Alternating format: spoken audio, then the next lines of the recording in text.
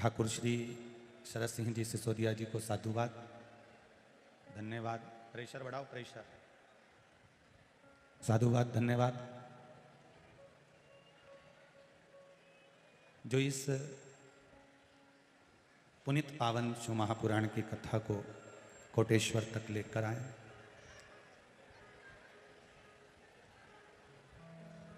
शिव पुराण श्रद्धा, भक्ति और विश्वास, इन तीनों से भरी पड़ी है।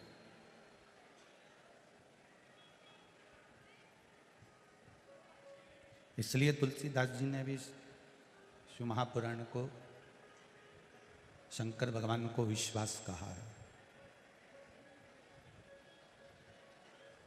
इसमें श्रद्धा भी है,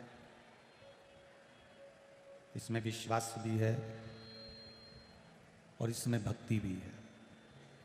आवाज ठीक नहीं आ रही है। श्रद्धा भी है, विश्वास भी है और भक्ति भी है। जब विश्वास जागृत होता है और विश्वास जब प्रबल होता है, और विश्वास जागता कब है? जब हम श्रद्धा में सराबर हो जाते हैं, श्रद्धा में डूब जाते हैं।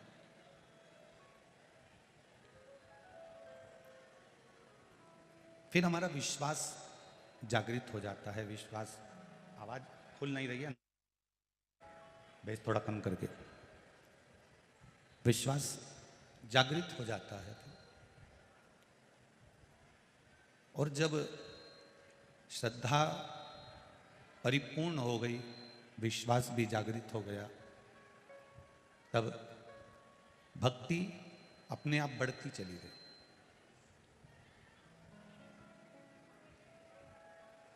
ऐसे ही विश्वास, ऐसे ही भरोसा, ऐसे ही दृढ़ता नहीं बनती है।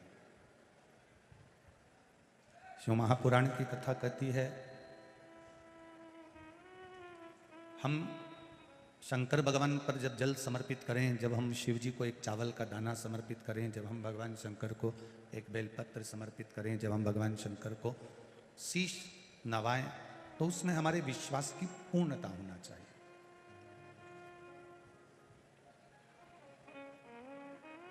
तारेगा भी यही, मारेगा भी यही।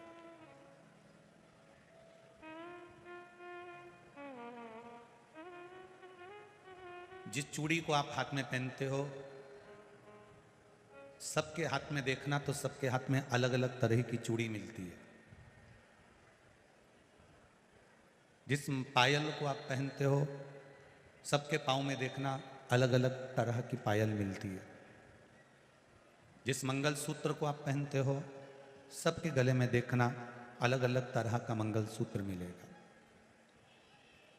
नाक की लौंग, सबकी नाक में देखना अलग अलग तरह की मिलेगी। कान का कुंडल, सबके कानों में अलग अलग तरह का मिलेगा। बिंदी, सबके माथे पर अलग अलग तरह की मिलेगी।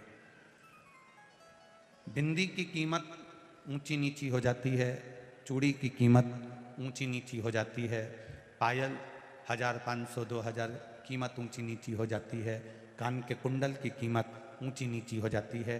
केवल एक मांग का जो सिंदूर होता है वो एक जैसा रहता है और उसकी कीमत ऊंची नीची नहीं होती।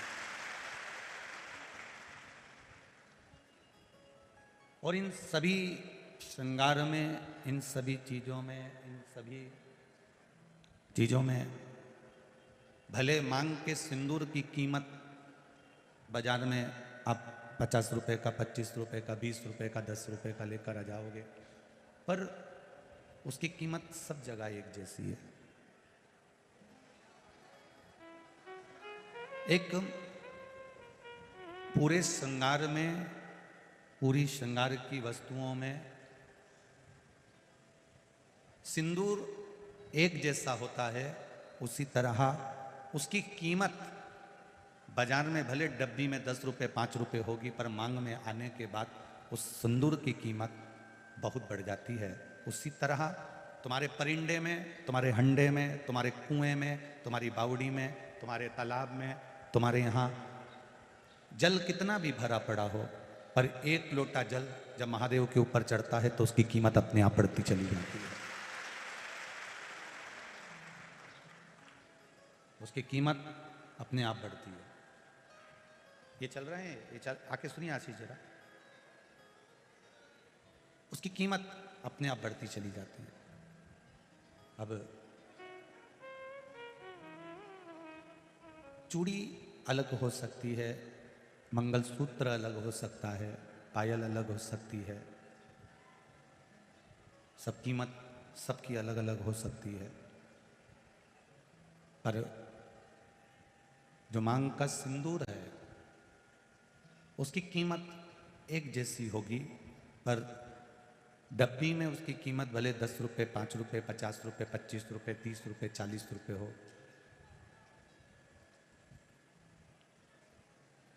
भले हो सकता है, पर मांग में आने के बाद उसकी कीमत प्रबल हो जाती है, बढ़ जाती है। ये संसार का मनुष्य कहीं पर भी जाकर बैठे, इसकी क्या कीमत है ये नहीं मालूम, पर जब ये शिव महापुराण के अंदर जाकर बैठ जाता है तो ये भी कीमती हो जाता है, क्योंकि महादेव का हो जाता है। इसकी भी कीमत बड़ी प्रबल हो जाती है। कोई साधारण कीमत वाले नहीं हो आप। भगवान के चरणों में पहुंचने के बाद जो कीमत बढ़ती है उस कीमत का अंदाजा आपको नहीं हो सकता। कांटे में रहने वाली शमी की पत्ती, कांटे में रहने वाला शमी का फूल, जहर में सराबोर रहने वाला मंदार आंकड़ा,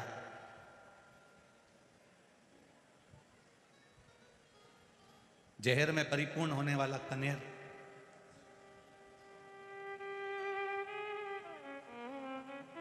ये सब सस्ते हैं, इनकी कोई कीमत नहीं है। इनको ले जाकर आप किसी को दोगे तो वो उठा के बाद में बाहर फेंक देगा, उसकी कोई कीमत नहीं है। पर वही मंदार, वही कनेर, वही शमी का पत्ता जब देवादिदेव महादेव को समर्पित हो जाता है, शंकर भगवान को चढ़ जाता है, तो वो कनेर, वो शमी का पत्ता, वो मंदार कीमत वाला हो जाता है, क्योंकि शिव का स्पर्श उसको हो गया।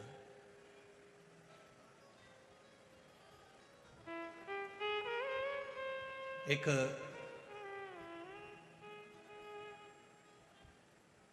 भंवरे की दोस्ती गोबर के कीड़े से हो जाती है। भंवरा उड़ते उड़ते गोबर के पास में आता है और गोबर के पास में जो कीड़ा है उससे उसकी दोस्ती हो जाती है। गोबर के कीड़े ने भंवरे से पूछा कि तुम कहाँ रहते हो? भंवरा कहता है मैं ताजे ताजे फूल पर रहता हूँ, उनका रस पीता हूँ और उनका रस ग्रहण करता हूँ।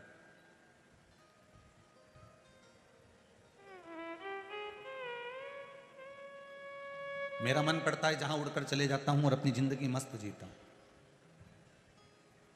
गोबर का कीड़ा कहता है बड़े किस्मत वाले हो जो तुम उड़कर जहां काम मर्जी पड़ती है वहां चले जाते हो और पुष्प पर बैठकर उसका रस ग्रहण करते रहते हो। भंवरे ने कहा गोबर के कीड़े से, फिर कर दिया कुछ, भंवरे ने गोबर के कीड़े से कहा कि चलो तुम मेरे साथ, मैं भी तुमको फूलों की सैर करा कर लेकर आता हूँ, सारे फूलों के पास लेकर चलता हूँ, चलो। भंवरे ने गोबर के कीड़े को लिया, फूल पर ले जाकर बिठा दिया।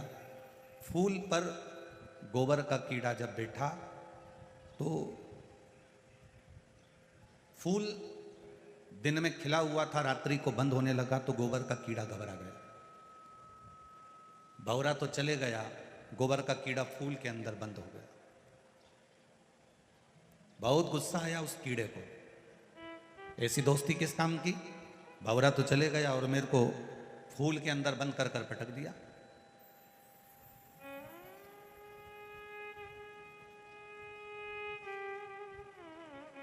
सवेरे माली आया, फूल तोड़ लिया, फूल बंद था। माली को लगा कि लेकर जाऊंगा भगवान के पास में पहुंचेगा जब तक खिल जाएगा।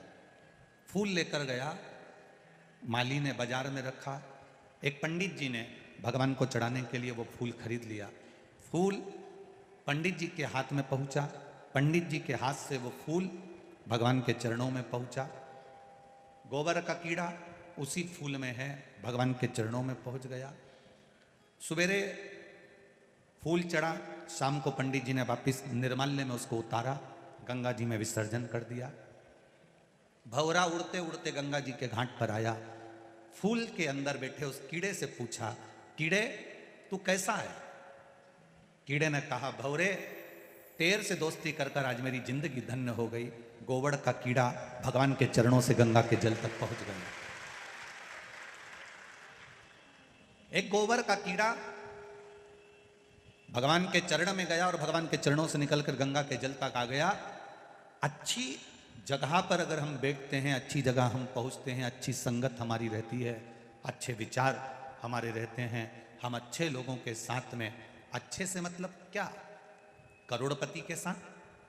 अच्छे का मतलब क्या? किसी के पास ज्यादा धन है उसके साथ। अच्छे का मतलब क्या? जिसकी प्रॉपर्टी ज्यादा है उसके साथ। अच्छे का मतलब क्या? जिसके पास गाड़ी बंगला है उसके साथ। नहीं, शिव पुराण की भाषा में अच्छे का मतलब है जो सत्संग में लगा हुआ है, भजन में लगा है और आपको भी भगवान के भजन में जोड़ रहा है, वो अच्छा। जो दिन भर ज्ञान की बातें करे, दिन भर बहुत बहुत बड़ी बातें करे और मालूम पड़े रात्रि को मदिरा की दुकान पर मिले, वेश्यावृत्ति में मिले, जुए में मिले, मांसाहार में मिले, उसको बड़प्पन नहीं कहते। एक स्त्री का, एक नारी का बड़प्पन जो होता है वो उसके श्रृंगार से और उसके परिधान से, उसके वस्त्र से होता है।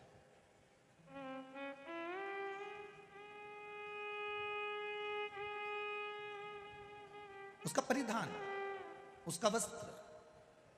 मेरे मालवा की माताएं लुगड़ा पहनती हैं, लहंगा पहनती हैं। मेरे राजस्थान मारवाड़ की राजपुताना होन अपने तन पर जो परिधान, जो वस्त्र धारण करती है, वो भी एक तलवार का काम करती है, कोई साधारण नहीं है। नारी के तन पर रहने वाला वस्त्र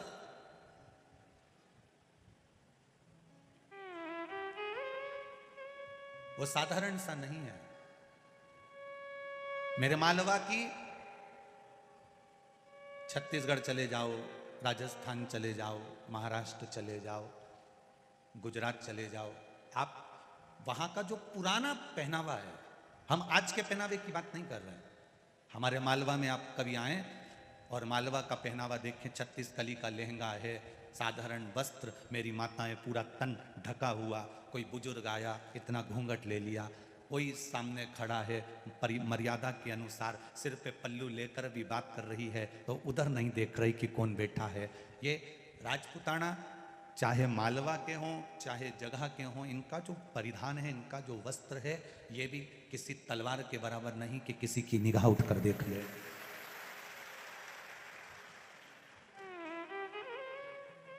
एक मर्यादा का वस्त्र।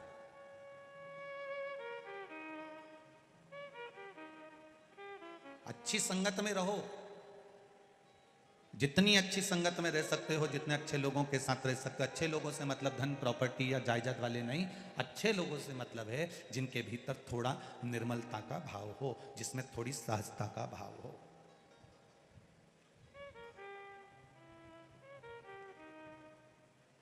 और राजवीर बना के जीजा साहब से हमारी जब बात हो रही थी तो वो कह रहे थे, गुरुजी हमारे पिताजी शिव महापुराण के बड़े भगत हैं। तो कहाँ बैठे हैं जीजा सर? हाँ जरा खड़े। साधुवाद आपको, बहुत बहुत साधुवाद। कह रहे थे हमारे पिताजी शिव पुराण के बड़े भगत हैं गुरुजी, शंकर की कथा के बड़े रसिक हैं। अच्छे औहदे पर रहना, अच्छे पद पर रहना और उस पद पर रहने के साथ में भगवान की भक्ति में डूबे रहना, तो समझ लेना कि आपके पूर्वजों के संस्कार आपसे दूर नहीं है। आपके पूर्वजों के संस्कार आपसे दूर नहीं है, आपके संस्कार बड़े प्रबल। सहज नहीं है ये संस्कार।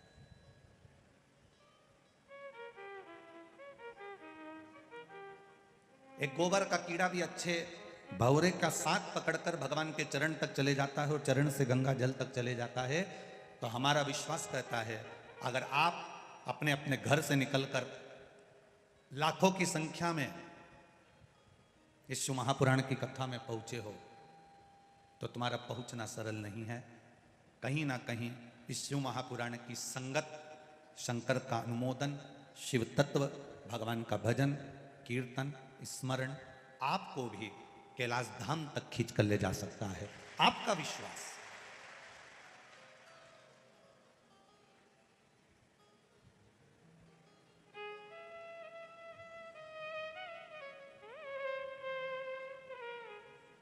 इतना ये आदरणीय ठाकुर साहब शरद सिसोदिया जी को धन्यवाद दूंगा। दुनिया के लोग शहरों में जाकर कथाओं का क्रम करते हैं। आप भी चाहते तो इंदौर में कर सकते थे, आप भी चाहते बदनावर या महू में या छोटा नागदा आदि आदि जगह पर कर सकते थे, परंतु ये कोटेश्वर बाबा की पावन धरा पर कराकर आपने ये कोटेश्वर बाबा की पुण्यमय धरा को पूरे विश्व में प्रसिद्ध कर दिया, जन जन तक पहुंचा दिया। इस प्राचीन मंदिर को केवल यहीं के लोग जाना करते थे, यहीं के लोग पहचाना करते थे, परंतु अब इस कोटेश्वर धाम को जहां गंगा जी निरंतर 24 घंटे शंकर भगवान पर गिर रही है, ऐसे कोटेश्वर धाम का दर्शन संपूर्ण विश्व के लोगों को करा दिया। संपूर्ण विश्व एक सुख है और हो।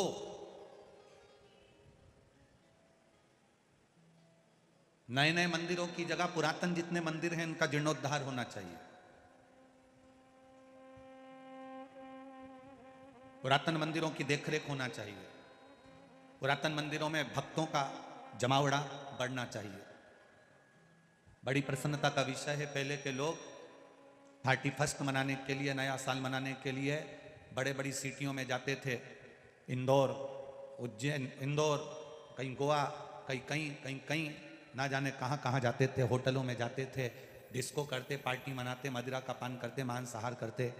पर अब पूरे भारत की रौनक देखिएगा, 31 का दिन आता है और भारत के जितने प्राचीन प्राचीन मंदिर हैं, चाहे ओमकारेश्वर हो, महाकालेश्वर हो, काशी हो, सीहोर का कुबेरेश्वर धाम हो, चाहे कोटेश्वर धाम हो, चाहे वैद्यनाथ धाम हो, जितने प्रसिद्ध मंदिर हैं, वृंदावन हो, गोकुल हो, अयोध्या हो, इन मंदिरों में 31 के दिन अपने आप भीड़ बढ़ जाती है।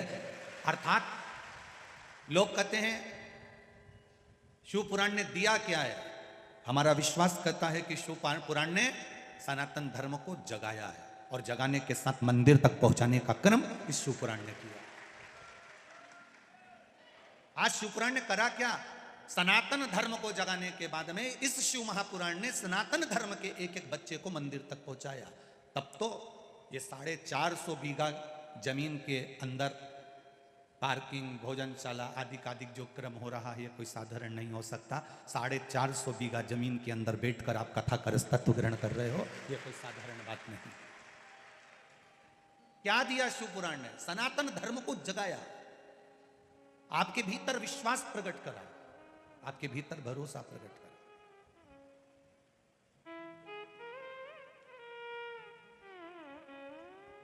एक नारी जब कहीं जाती है तो कहती है मैं अकेली कैसे जाऊंगी, पर शिव पुराण कहती है कि शंकर भगवान का आधा स्वरूप प्रत्येक नारी के साथ रहता है। शिव भी तुम्हारे भीतर है और शक्ति भी तुम्हारे भीतर है। केवल एक नारी के अंदर शिव तत्व है तो एक पुरुष के अंदर भी शक्ति का तत्व, भवानी का तत्व विराजमान होता है। हमारा शंकर पार्वती, हमारी शिव और मां गोरा, संसार में जन्म लेने वाले मनुष्य जब मां के गर्भ में बच्चा आता है, माता के गर्भ में जब बच्चा पहुंचता है, बस बच्चा गर्भ में आया और जवाबदारी किसी की नहीं होती, जवाबदारी महादेव की बढ़ जाती है। जन्म से लेकर मृत्यु तक की जवाबदारी महादेव की हो जाती है।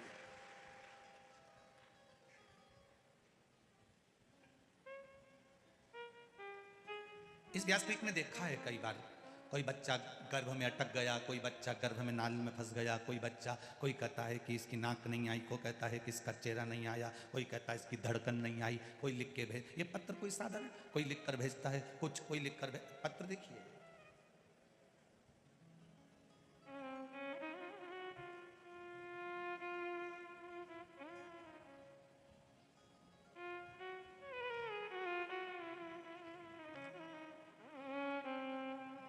राजकुमार जी शर्मा, बड़ी चौपाटी, बदनावर, मोबाइल नंबर इनका ये लिखा हुआ है। कहीं बैठे हो तो हाथ हिलाइएगा। आप ही हैं? दोनों हाथ हिला दो एक बार। गुरुदेव के, भोलेनाथ जी के चरणों में मैं क्या वर्णन करूं। मेरी पत्नी श्रीमती रेखा, पति राजकुमार शर्मा, जो कि गत 15 वर्षों से बहुत पीड़ा में थी, ना चल पाती थी, ना बैठ पाती थी।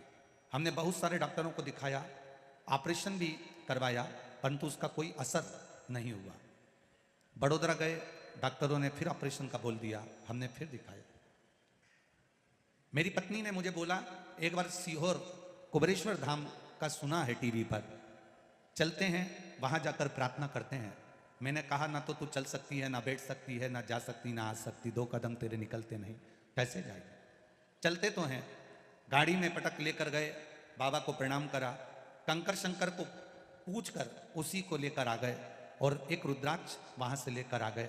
गुरुदेव, आप कहते हो 3 महीने में बाबा पूर्ण करता है, बाबा ने 2 महीने में पूर्ण कर मेरी पत्नी को चलाने के लायक कर दिया और ठीक कर दिया। आप ही हैं? दोनों हाथ हिला दो एक बार। श्री शिवाय। अब ठीक है, पूरी तरह से चल सकती हैं, बैठ सकती हैं। हर हर महादेव। बैठिए। ये उसकी कृपा के बिना नहीं हो सकता। आप करें, आपने जो भजन किया है, आपने जो स्मरण किया है, आपने जो संकीर्तन करा है और विश्वास के बल पर करा तो वो मिला, उसमें कोई त्रुटि नहीं।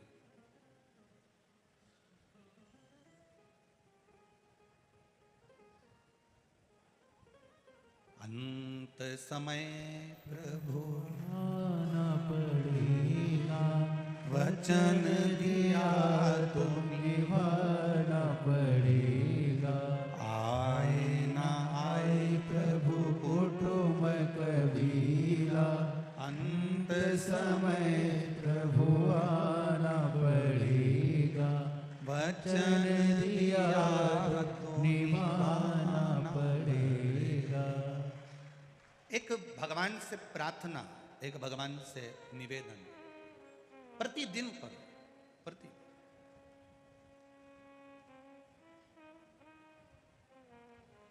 आप जब भगवान से प्रार्थना करेंगे, निवेदन करेंगे, तो वो अवश्य स्वीकार करेगा, सुनेगा।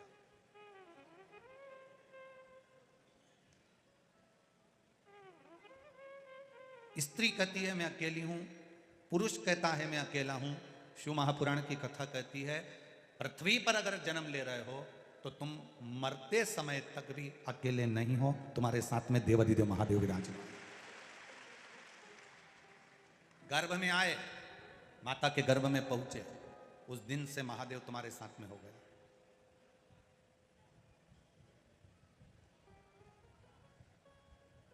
कोई तुमसे कहे तुम्हारे साथ में कौन है, तो तुम कह सकते हो मेरे साथ में महादेव है।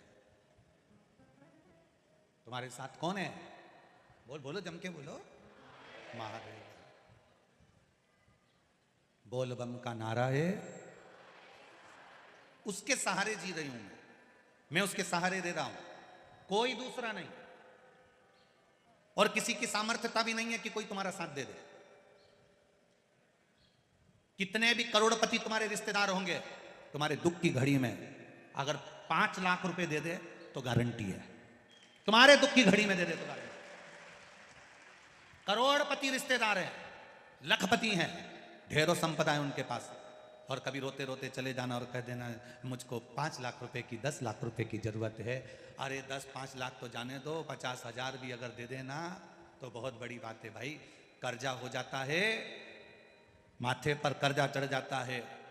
रिश्तेदार ऐसा नहीं, भगवान सबको परखने का मौका देता है। आपके रिश्तेदारों में एक रिश्तेदार भगवान ऐसा बनाता है जिसके पास में बहुत पैसा होता है। भगवान सबको परखने का मौका देता है। उसके पास भी जाकर कहना साहब कर्जा हो गया है, मैं तुम्हें बाद में दे दूंगा, तुम मुझे 5 लाख रुपए दे दो, 2 लाख दे दो, 50,000 दे दो, मुझे इतना दे दो, मेरा ये काम कर दो। कोई भी कितना भी करोड़पति होगा, मुश्किल। अब तुमने उससे जाकर कहा तुमने दूसरे से जाकर निवेदन करा, फिर तुमने तीसरे से जाकर निवेदन करा, फिर तुमने चौथे से जाकर निवेदन करा। इतने लोगों के पास जा जाकर समय बर्बाद करा। एक बार जिसने चोर को कुबेर बनाया था उस महादेव के पास जाकर बैठ जाती तो तुझे हाथ जोड़ने की कहीं जरूरत ही नहीं पड़ती, तुझे किसी को कहने की जरूरत ही नहीं पड़ती। तू एक बार उसके सम्मुख में पहुंचती तो तू एक बार उसके सामने पहुंचता, फिर आपको जरूरत नहीं पड़ती।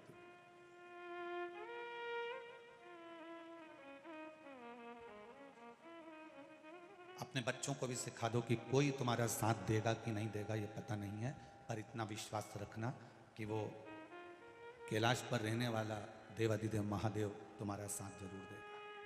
कोई देगा नहीं देगा उसका हमको विश्वास नहीं है।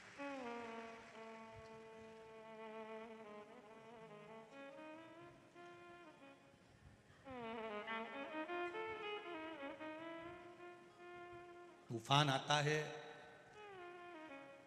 बड़ी बड़ी कश्तियों को डुबो देता है। तूफान आता है, बड़ी बड़ी कश्तियों को डुबो देता है, और जब व्यक्ति के भीतर अहंकार आता है तो बड़ी बड़ी हस्तियों को डुबो देता है। अहंकार यदि थोड़ा सा भी आ गया, अभिमान अगर थोड़ा सा भी आ गया, आपकी समर्पण की भावना अगर समाप्त हो गई, आप किसी के प्रति समर्पित भाव से मिल भी नहीं पा रहे हो, तो फिर ये जीवन आपका बेकार, जीवन व्यर्थ।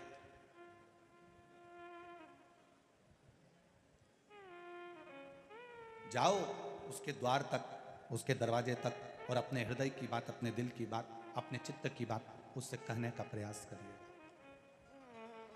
जब हम उससे अपने दिल की बात कहेंगे तो वो सुनेगा। अब कई लोग कहते हैं क्या भगवान सुनता है? ये शिवलिंग तो पाषाण का है, ये शिवलिंग तो पत्थर का है, ये शिवलिंग तो पीतल का है, ये शिवलिंग तो पारे का है, ये शिवलिंग तो मट्टी का है, पार्थिव है। क्या परमात्मा सुनता है?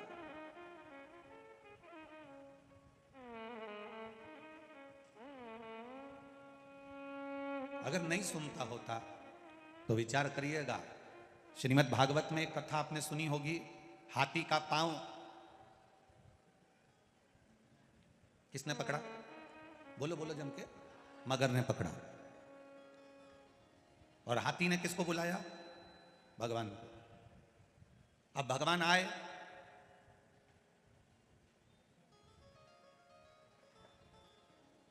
सबसे पहले उन्होंने हाथी से मिले कि मगर से मिले?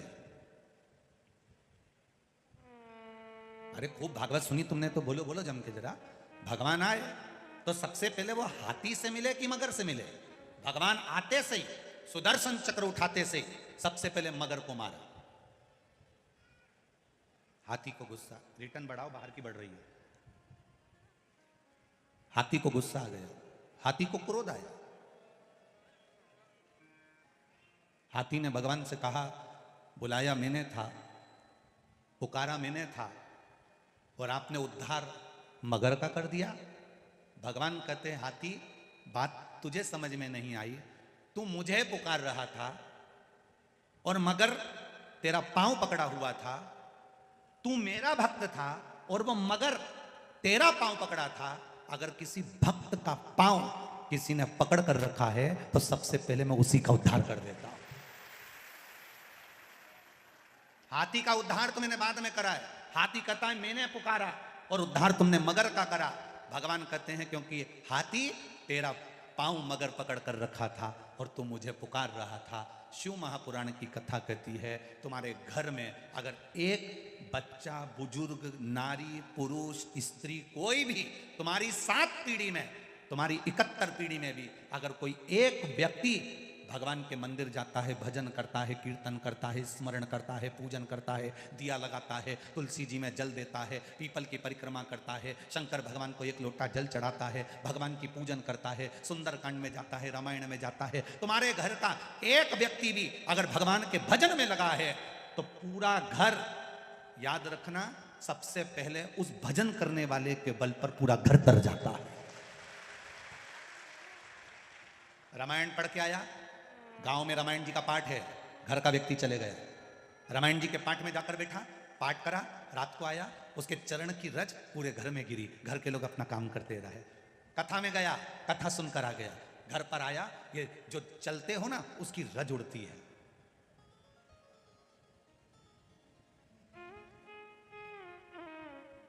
हाथी का पांव मगर ने पकड़ा तो सबसे पहले मगर का उद्धार करा।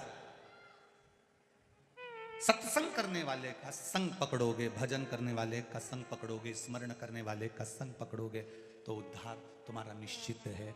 शिव पुराण 7 पीढ़ी को तारने तक का वचन नहीं देती, शिव पुराण 71 पीढ़ी को तारने तक का वचन दे देती है। 1 पीढ़ी 2 पीढ़ी नहीं, 7 पीढ़ी नहीं, शिव महापुराण 71 पीढ़ी को तारने का वचन देती है। इसलिए उज्जैन के ऋणमुक्तेश्वर मंदिर में पत्थर पर लिखा हुआ है, अंकित करा गया है कि जिसने शिव तत्व को जान लिया, जिसने शंकर भगवान को 1 लोटा जल चढ़ा लिया, जिसने शिव महापुराण को श्रवण कर लिया, जिसने शंकर का अनुमोदन कर लिया, मनुष्य शरीर प्राप्त करने के बाद जो शंकर के मंदिर जाना प्रारंभ कर दिया, मनुष्य शरीर प्राप्त करने के बाद जो शंकर को 1 लोटा जल चढ़ाना प्रारंभ कर दिया, मनुष्य शरीर प्राप्त करने के बाद जो शिव पुराण सुनना प्रारंभ कर दिया, तो शिव पुराण की कथा में ऋणमुक्तेश्वर मंदिर की दीवार पर पत्थर पर लिखा हुआ कह देता है कि उसकी 71 पीढ़ी को देखने की जरूरत नहीं, वो तर चुकी है।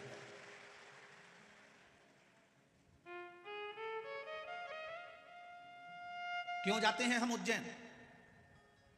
क्यों जाते हैं उस कालाधिपति की नगरी में? क्यों जाते हैं हम महाकाल की नगरी में?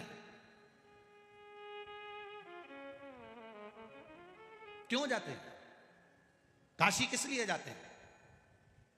अभिमुक्त नगरी है काशी। माता पार्वती जी ने शंकर जी से 2 वर मांगे थे।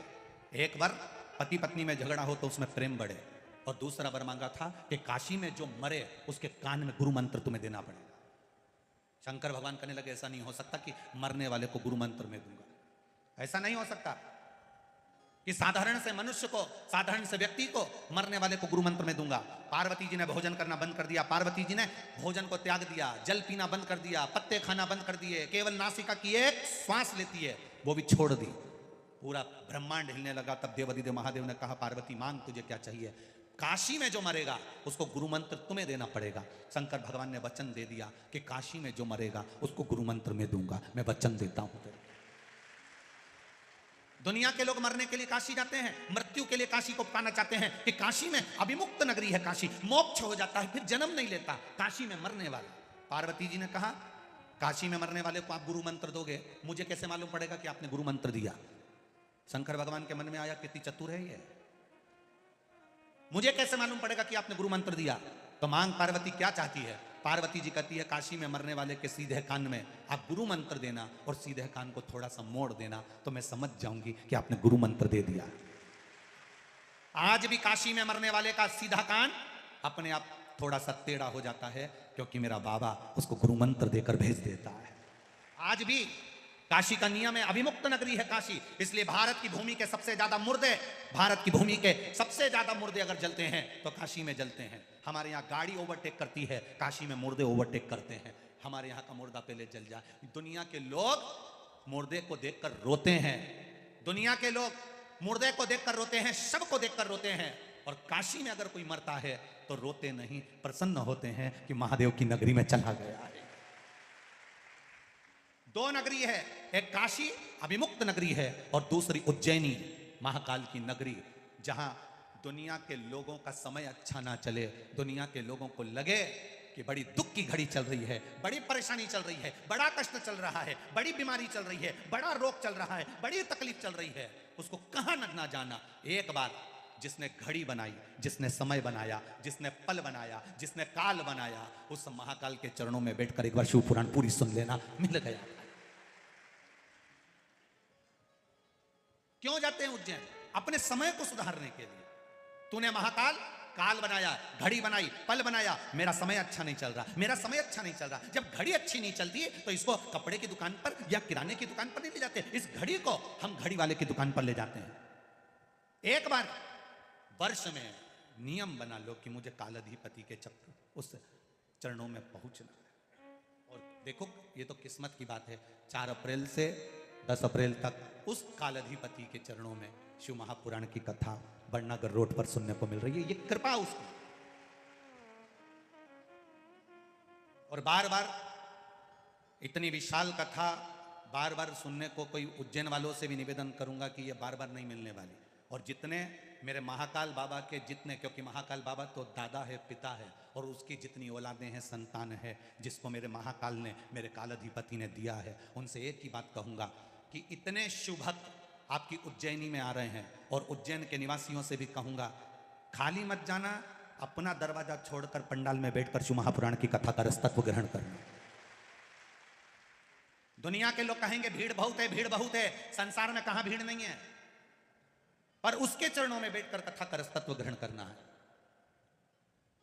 और उज्जैन के आसपास के जैसे यहाँ पर लोगों ने, कोई ने फ्री में चाय की व्यवस्था करी, कोई ने जल की व्यवस्था करी, कोई ने कुछ व्यवस्था करी, कोई ने कुछ व्यवस्था करी, ऐसे उज्जैन नगर के सभी, इंदौर हो, देवास हो, आगरमालवा हो, बरनागर हो, नागदा हो, आसपास के सारे क्षेत्रवासियों से कहूँगा दिल से बाबा के आने वाले भक्तों की दिल से सेवा करो, जो बन सके प्रेम से, आनंद से, भाव से भजन करो। और जितनी उज्जैन की शंकर मंदिर हैं और उनकी जो महिला मंडल हैं शंकर मंदिरों की, उनसे भी निवेदन है रोज शाम हो शिव भक्तों के साथ बैठकर 15 मिनट शंकर जी के नाम का भजन करो, ढोलक और मंजीरे के साथ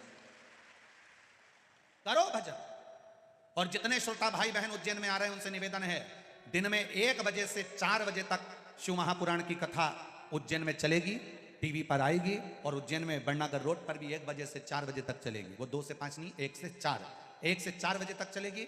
जिसको 84 महादेव करना है वो सुबह से लेकर 1 बजे के पहले 12 बजे तक कथा स्थल पर पहुंचकर कथा का आनंद लेने के लिए सुबह भी 84 महादेव करो, शाम को भी करो, और दिन में बाबा की कथा का रसतत्व ग्रहण कर कर अपनी जिंदगी को संवारने का प्रयास करो, अपनी घड़ी को सुधारने का प्रयास करो।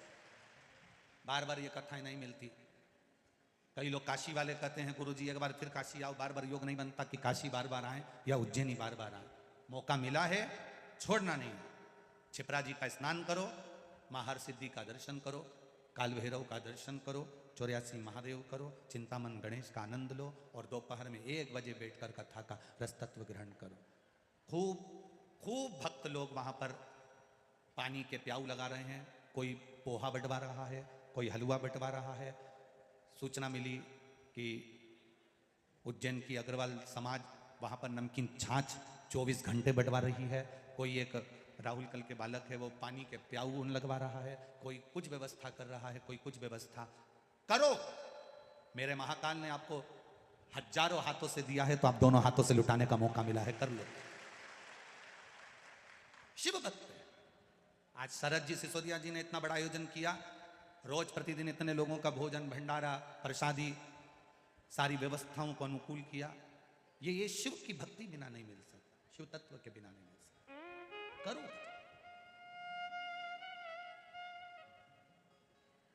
थोड़ा सा डीजल पेट्रोल डालकर जो लोग अपने ट्रैक्टर ट्राली में लोगों को लेकर आए हैं उनको भी साधुवाद दूंगा। आज तुम्हारा 500 का नोट सफल हो गया। ये 500 रुपए 3 महीने में बाबा कितना देगा हिसाब लगा कर बैठो। जितने लोग कथा श्रवण करने के लिए आए, जितने लोग भजन करने आए, जितने लोग कथा का रसतत्व ग्रहण करने के लिए आए, बाबा क्या देगा ये तुम्हें 3 महीने में मालूम पड़ेगा। वो कितना देता है। तुम तो आ गए, ट्रैक्टर उठाया, डीजल डलवाया, 50 लोगों को, 15 लोगों को, 20 लोगों को गाड़ी में भरा, पहुंच गए, पर इतने लोगों को कथा सुनकर तुम लेकर जा रहे हो, उसका फल क्या होगा ये वही जान सकता है। ये वही जान सकता है, कोई दूसरा नहीं। ये वही। तेरी कृपा बिना न हिले एक भी अणु, लेते हैं श्वास तेरी कृपा से तनु तनु। बखान क्या करूं मैं राखों के ढेर का, चपटी भभूत में खजाना कुबेर का। हे गंगाधार मुक्ति द्वार ओमकार तू, भोले ओमकार तू। आयो शरण तिहारी शंभु तार तार तू। बाबा की कृपा, शिव तत्व को जानना, हमारी चित्त वृत्ति बुद्धि सब परमात्मा में हो जाता है। कभी कभी हमारा मन हम ले जाते हैं शंकर जी की ओर, भटक कर दूसरी ओर पहुंच जाता है। कभी कभी हमारा मन विचलित होता है। ऐसा नहीं, एक व्यक्ति था, उसको कान से सुनाई नहीं देता था, थोड़ा कम सुनता था, अवस्था थी, कम सुन रहा है। अब उसका एक बहुत अच्छा रिश्तेदार बीमार पड़ गया। अब बहुत अच्छा रिश्तेदार जब बीमार पड़ गया तो इसने अपने छोराओं से कहा, रे छोरा, हे नाना, हे रे छोरा, हे रे नाना, हम मेरे को ले चल, वो उससे मिल आऊं। तो नाना चिल्ला कर बोला, तुम्हें सुनाई तो देता नहीं, मिल के करोगे क्या? तो दादाजी बोले, देख मिलना तो पड़ेगा क्योंकि हमारा पुराना पहचान वाला है, मिलना तो पड़ेगा, मेरा पुराना पहचान वाला है, उससे मिलूंगा जरूर। अरे तो तुम बात क्या, वो बोलेगा भी तो तुम नहीं सुन सकते? और उसने कहा, उसमें बोलने, वो कुछ बोलेगा ना तो मैं समझ जाऊंगा। मरीज से बात करते तो मेरी जिंदगी निकल गई। 4-5 चीजें तो होती है बस मरीज से बात के में, ज्यादा होगा तो उसका हालचाल पूछ लूंगा, ज्यादा होगा तो दवाई का पूछ लूंगा, ज्यादा होगा तो भोजन का पूछ लूंगा, ज्यादा होगा तो डॉक्टर का पूछ लूंगा। और मुझे मालूम है कि वो पलंग पर लेटा लेटा जवाब भी क्या देगा। तो ये तो सबको मालूम है कि मरीज से अगर बात करो तो क्या जवाब दे। तो तू मेरे को ले चल, मैं तो मेरे मन से पूछ लूंगा और मन से जवाब दे दूंगा। तो सुनाई तो दे नहीं, मत देन दे, तू तो ले चल, मैं जवाब दूंगा नहीं, बस तू तो ले चल। उन्हें दादाजी को मोटरसाइकिल पे बिठाया ने हॉस्पिटल ले गए। और जैसे ही वो पलंग पर पड़ा था बेचारा मरीज, इसका पहचान वाला ये पहुंच गया। और पहुंचते से राम राम। अब जो कान से थोड़ा कमजोर होता है वो चिल्ला के बोलता है, उसको लगता है अपन जैसे हैं वैसे सब है। इसने भी आवाज दी और जो चिल्लाया राम राम, पूरा हॉस्पिटल गजगजा किया। अब इसने पूछ लिया, आप तबीयत कैसी है? तो जो जो पलंग पर पड़ा था उसको गुस्सा आ गई थी, ते चिल्ला के बोल रही है, शर्म नाम की चीज नहीं है, मर रहे हैं।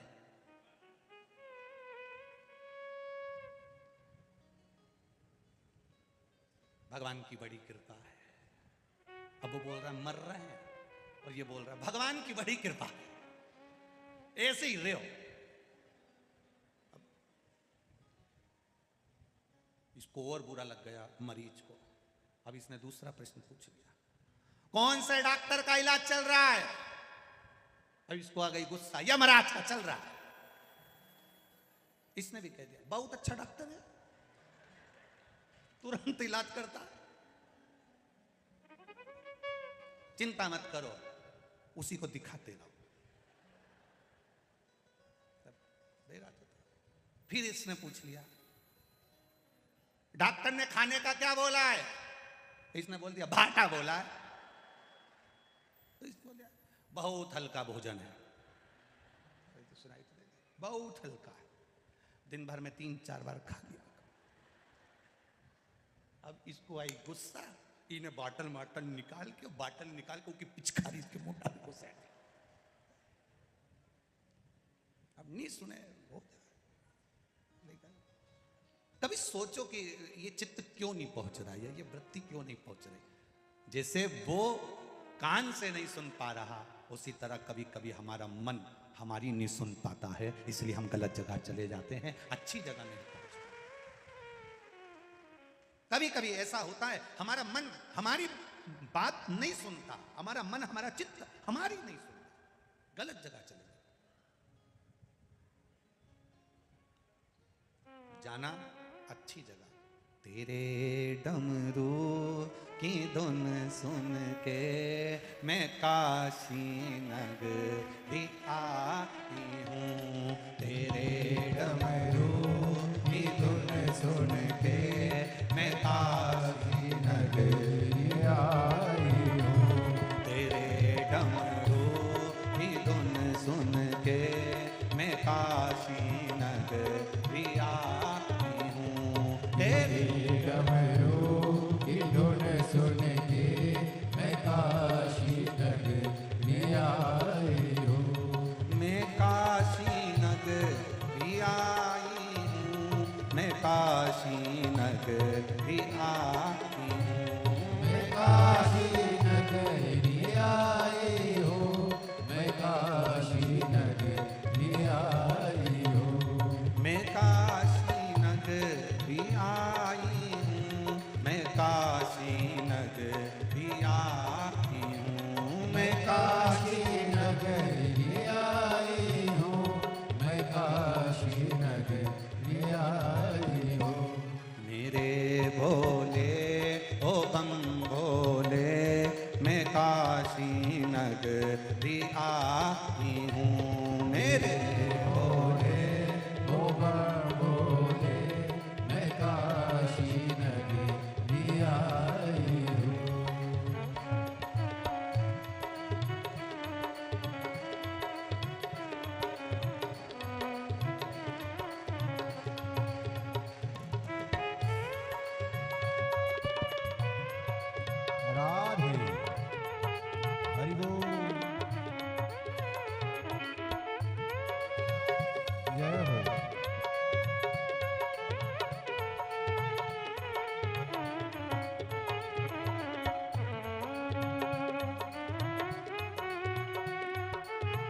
राधे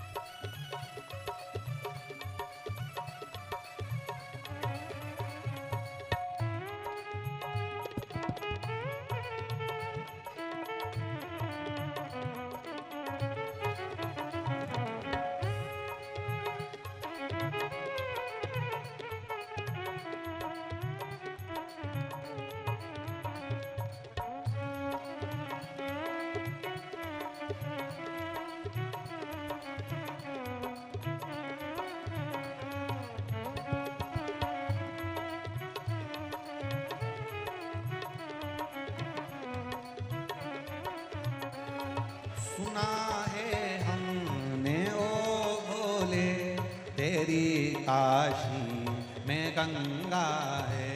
सुना है हमने ओ भोले तेरी काशी में गंगा है। सुना है हमने ओ भोले तेरी काशी में गंगा है। सुना है हमने ओ भोले तेरी काशी में गंगा है। उसी गंगा को नहाने को मैं काशी नगरी आई हूँ। उसी गंगा में नहाने को मैं काशी नगरी आई हूँ। मेरे भोले ओ बम भोले मैं काशी नगरी आई हूँ। मेरे भोले ओ भोले मैं काशी नगरी आई हूँ। मैं काशी नगरी आई हूँ। मैं काशी नगरी आई हूँ। मैं काशी नगरी आई हूँ। मैं काशी नगरी आई हूँ।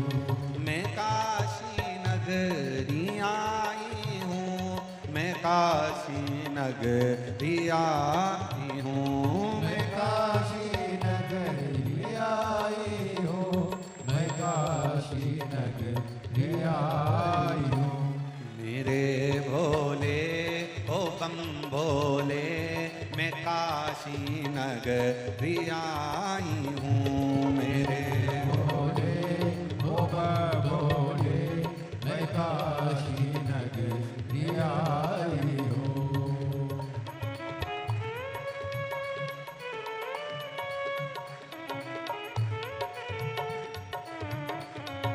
भोले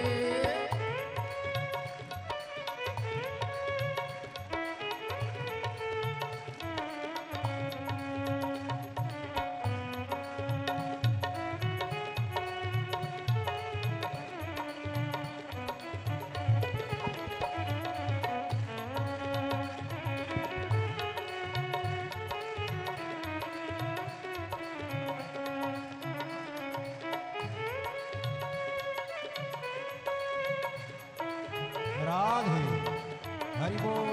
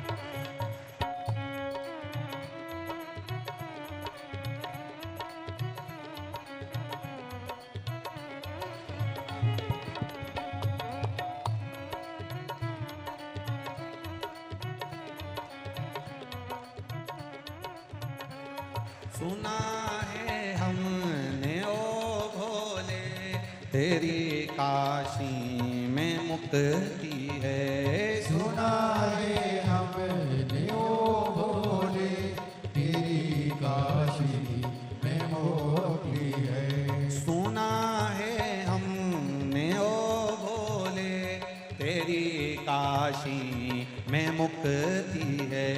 सुना है हमने ओ भोले तेरी काशी में मुक्ति है।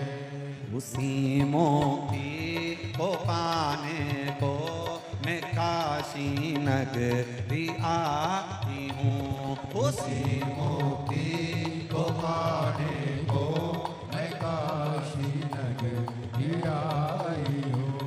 मेरे भोले ओ बम बोले मैं काशी नगरी आई हूँ। मेरे भोले ओ बम भोले मैं काशी नगरी आई हूँ।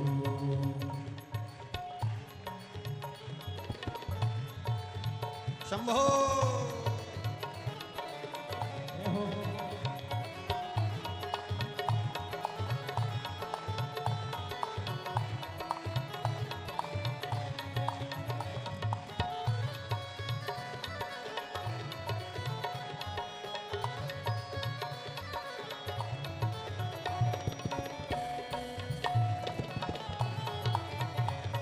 राधे हरि बोल हरि बोल जय हो।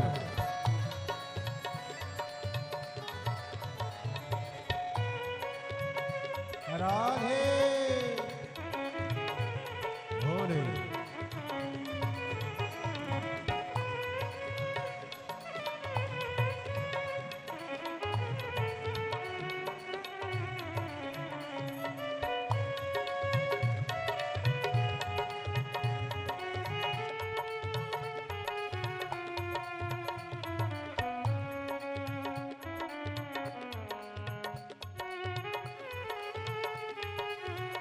राधे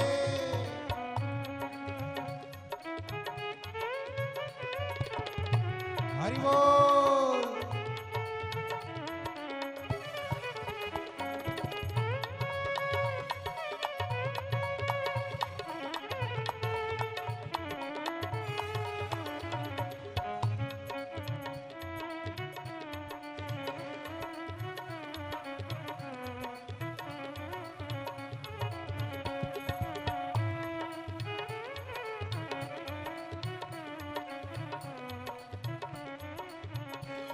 सुना है हमने ओ भोले तेरी काशी में गौरा है। सोना है हमने ओ भोले तेरी काशी में गौरा है। सुना है हमने ओ भोले तेरी काशी में गौरा है।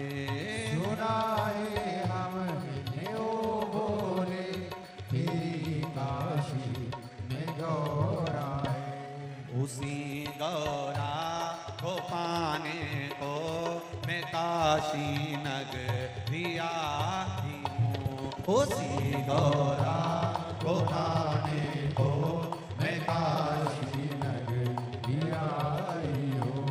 मेरे भोले ओ बम बोले मैं काशी नगरी आई हूँ। मेरे भोले ओ भोले मैं काशी नगरी आई हूँ। मैं काशी नगरी आई हूँ। मैं काशी नगरी आई हूँ। मैं काशी नगरी आई हूँ। मैं काशी नगरी आई हूँ। मेरे भोले ओ बम भोले मैं काशी नगरी आई हूँ। मेरे भोले ओ भोले मैं काशी नगरी आई हूँ। मैं काशी नगरी आई हूँ। मैं काशी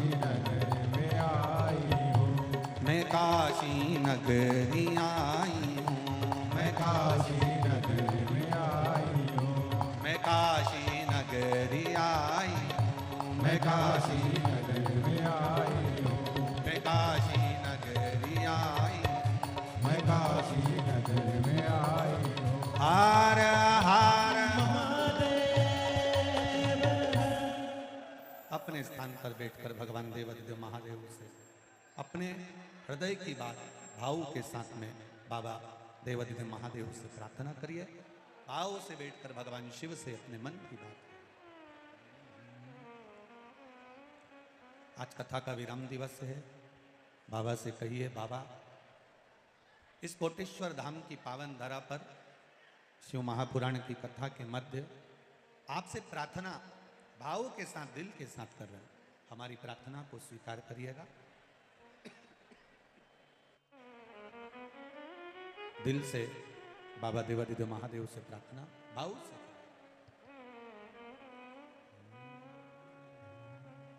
श्री शिवाय नमस्तु।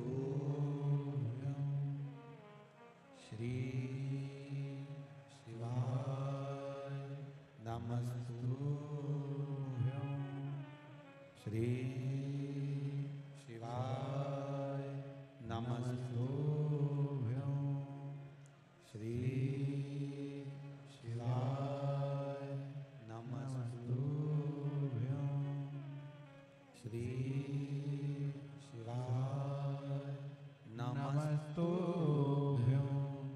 भोला सब दुख काटो मारा, ओ भोला सब दुख काटो मारा, शिव शंकर जपो तेरी माला, भोले बाबा जपो तेरी माला, भोला सब दुख काटो मारा, ओ भोला सब दुख काटो मारा। वेश मंगल मंगलकारी, वेश मंगल मंगलकारी, शमशानवासी हमारा, शमशानवासी हमारा, भोला सब दुख काटो मारा, ओ भोला सब दुख काटो मारा। शिव कथा कह रही है, भगवान शंकर का संवाद कह रहा है, शिव महापुराण की कथा कह रही है। दिल से विश्वास के साथ, भाव के साथ भगवान की आराधना करना, विनती करना, निवेदन करना, चरणों का स्मरण करना, तो वो धारण कर लेगा। जैसे दोपहर के बाद में तोड़ी गई बेलपत्र, दोपहर के बाद अगर हम बेलपत्र को तोड़कर शंकर भगवान को समर्पित करते हैं तो शिव उसे स्वीकार नहीं करते। फूल, सूर्य की किरण निकलती है, प्रकाश थोड़ा सा हो जाता है, थोड़ा सा उजाला हो जाए, और रात्रि सूर्य अस्त के पहले पुष्प को हम तोड़ सकते हैं, फूल हम तोड़ सकते हैं। बेलपत्र सुबह से लेकर दोपहर तक हम तोड़ सकते हैं, पर दोपहर के बाद में बेलपत्र को नहीं तोड़ा जाता। चतुर्थी, अष्टमी, नवमी, द्वादशी, चतुर्दशी, अमावस्या, पूर्णिमा, संक्रांति, ये ऐसे पर्व हैं जिस दिन बेलपत्र को नहीं तोड़ा जाता। चतुर्थी, अष्टमी, नवमी, द्वादशी, चतुर्दशी, अमावस्या, पूर्णिमा, संक्रांति, ये वो पर्व है जिस पर बेलपत्र को नहीं तोड़ा जाता। पुरानी बेलपत्र 1 महीने पुरानी भी रखी है। पुरानी बेलपत्र मंदिर के बाहर भी अगर निर्माल्य में उतरी हुई बेलपत्र किसी डलिया में पड़ी है, बहुत सारी बेलपत्र अगर किसी ने ले जाकर निर्माल्य को कहीं ले जाकर पटक भी दिया है मंदिर के कोने में, वहां से बेलपत्र उठा लो, उसको धो लो, साफ कर लो, वापिस ले जाकर महादेव को चढ़ा दो, वो स्वीकार कर लो। पशुपति व्रत कर रहे हो, चतुर्थी पड़ गई, अष्टमी पड़ गई, द्वादशी पड़ गई, बच्चों से मत कहो कि बेलपत्र तोड़ कर लाओ। बच्चों से कहो जाओ शंकर जी के मंदिर में, कहीं डलिया में कहीं एक आध 2 बेलपत्र भी, 1 बेलपत्र भी अगर कहीं साइड में पड़ी हो, उसको उठा लाओ, धो, बाबा के थाली में रख लो और पशुपति व्रत पर भी चढ़ा दो। दोपहर के बाद में पूजन करने जा रहे हो, बेलपत्र दोपहर के बाद ना तोड़वाइए।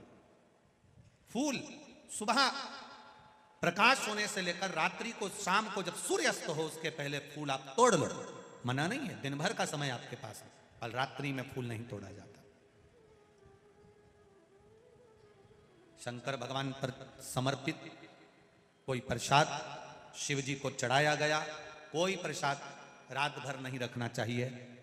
आप लोग तो संकट सोमवार अगर किसी ने करे हों, किसी ने करे संकट सोमवार या 16 सोमवार, हाथ उठाओ, किस किस ने करे हैं, पहले करें आप लोगों ने, रखो। जो लोग 16 सोमवार करे हुए होते हैं, संकट सोमवार करे हुए होते हैं, उनको मालूम होता है, उनके स्मरण में रहता है कि संकट सोमवार का जो प्रसाद होता है उसको रात भर नहीं रखते। उसका कारण स्कंद पुराण में भी कहा गया, उसका कारण शिव महापुराण में भी वर्णन किया गया। शंकर भगवान का प्रसाद, शिव जी का प्रसाद, अगर जितना जितना अंधेरा बढ़ते चले जाता है, जितना जितना रात्रि होती चली जाती है और दूसरा दिन अगर लग जाता है, तो उस प्रसाद पर आपका हक नहीं रहता, उस प्रसाद पर फिर चंड का हक हो जाता, फिर उनके गणों का हक हो जाता है, फिर आपका हक समाप्त हो।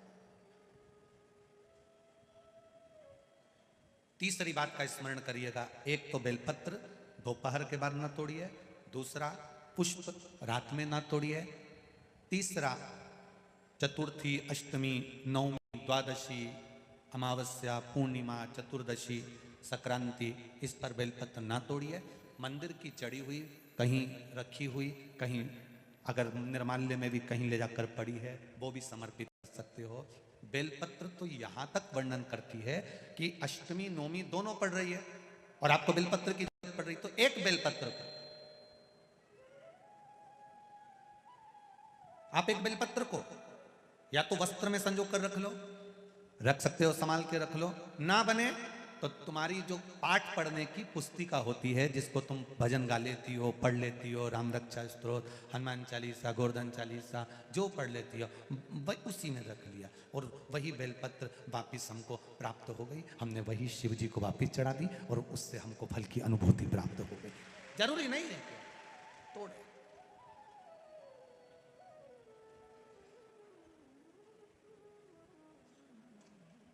पंच पुष्प में 5वें नंबर का पुष्प आता है।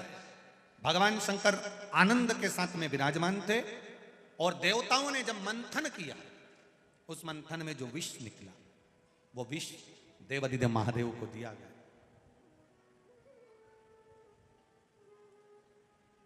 अब बाबा देवाधिदेव महादेव को जो विष प्राप्त हुआ, तो पार्वती मैया को शिव जी ने याद किया, पार्वती आओ। ये एक चतुर्पति की विद्वत्ता है। एक विद्वान पति जो होता है, चतुर्पति जो होता है, उसकी विद्वत्ता जो होती है, उसको दर्शाया है मेरे महादेव ने। बहुत विडंबना में जीवन चल रहा, बहुत परेशानी में चल रहा, बहुत टेंशन चल रहा, पति किसी को बताना पसंद नहीं करता, बहुत चिंता है, घाटा लग गया, कर्जा बढ़ गया, तकलीफ हो गई, रोग हो गया, बीमारी हो गई, कुछ गलत करी आया, कुछ अच्छा करी आया, किसी को बताए ना बताए, पत्नी को एक बार बोल कर देखना, वो तुमको विल पावर मजबूत करेगी, कह देगी चिंता मत करो, मैं हूं और आप हो, सब करेंगे। पर पति पत्नी को ऐसा धुतकार, तू चुप रहे, तेरे में अक्ल नहीं है, तू तो पगली है।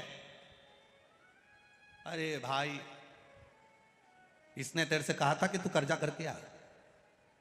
इतनी माताएं बैठी है, इतनी और इतनी टीवी पर कथा सुन रही हैं, एक माता ने कभी अपने पति से कहा हो कि तुम कर्जा करो, चोरी करो, डाका डाल के लाओ? कोई नारी अपने पति को चोरी करता नहीं देखना चाहती, कोई पत्नी अपने पति को डाका डालते नहीं देखना चाहती, कोई पत्नी अपने पति को कर्जे में डूबते हुए नहीं देखना चाहती। पत्नी हमेशा पति को चंद्रमा की रोशनी की तरह बढ़ती हुई देखना चाहती, सूरज की रोशनी की तरह बढ़ते हुए। अब कर्जा हो गया, तकलीफ आ गई, बुरा करिया है, बेकार काम करिया है, तो घबराना नहीं। अपनी धर्म पत्नी को एक बार आद्य शक्ति समझकर, पार्वती समझकर, शिव की शक्ति समझकर उसको भी अपनी बात कहो, दिल से कहो, जो सच है उसको कहो। वो आद्य शक्ति के रूप में तुम्हारे साथ में बैठी है, तुमको खड्डे में नहीं पटकेगी, थोड़ा ना थोड़ा उसकी विवेक से, उसकी बुद्धि से समझाने का प्रयास करेगी और तुमसे इतना जरूर कह देगी, अब जो हो गया हो जान दो, चिंता मत करो, होगा, देखेंगे। आप और हम है ना, टेंशन लेने की जरूरत नहीं है, सब आगे बढ़ेंगे, फिर करेंगे। ये नारी का बल है, ये नारी की बलता है, ये उसका धैर्य है।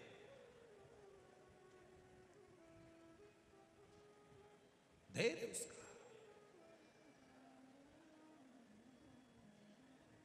पत्नी मर गई, पति टूट गया। क्यों भैया? आज तुम मदिरा की दुकान पर खड़े थे, क्या बात है? बहुत गम था इसलिए पी ली। अच्छा, पत्नी का पति किसी का मर जाता है, कोरोना में चले गया, इसको गम नहीं था, ये नहीं गई। तुम्हें गम था, कर्जे में लदालुम हो गए, गम हो गया, किसी ने कुछ कह दिया, गम हो गया, झगड़ा हो गया, गम हो गया, और तुम मदिरा की दुकान पर चले गए। नारी की जिंदगी में कितना गम है।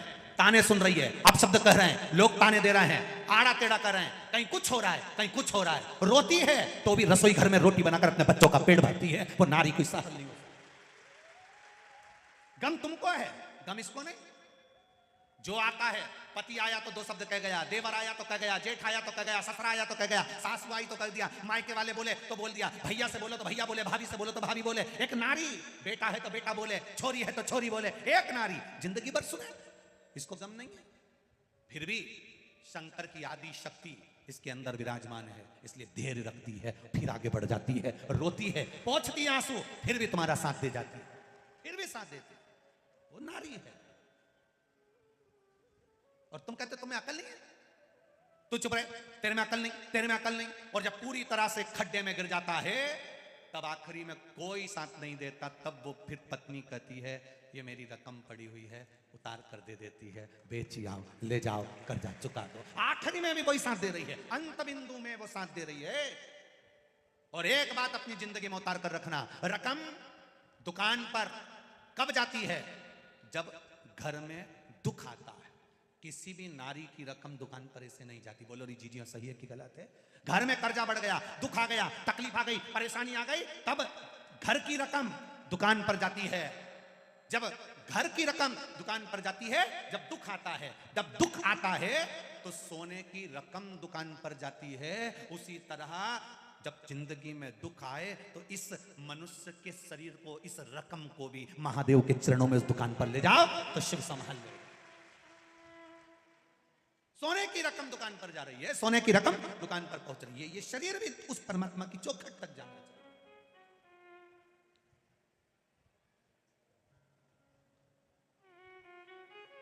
हम उसके भरोसे।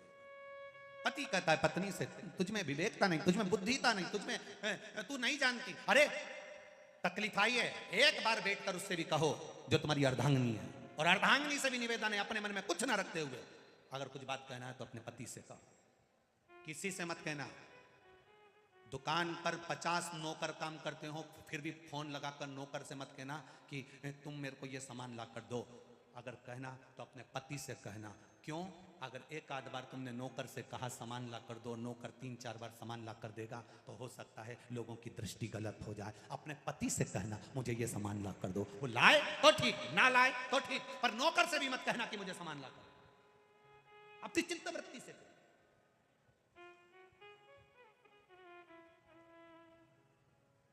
जाओ, मुझे ये सामान चाहिए। कितना सुंदर संवाद है। माता धूमावती और शिव जी का धूमेश्वर नाम पड़ा था।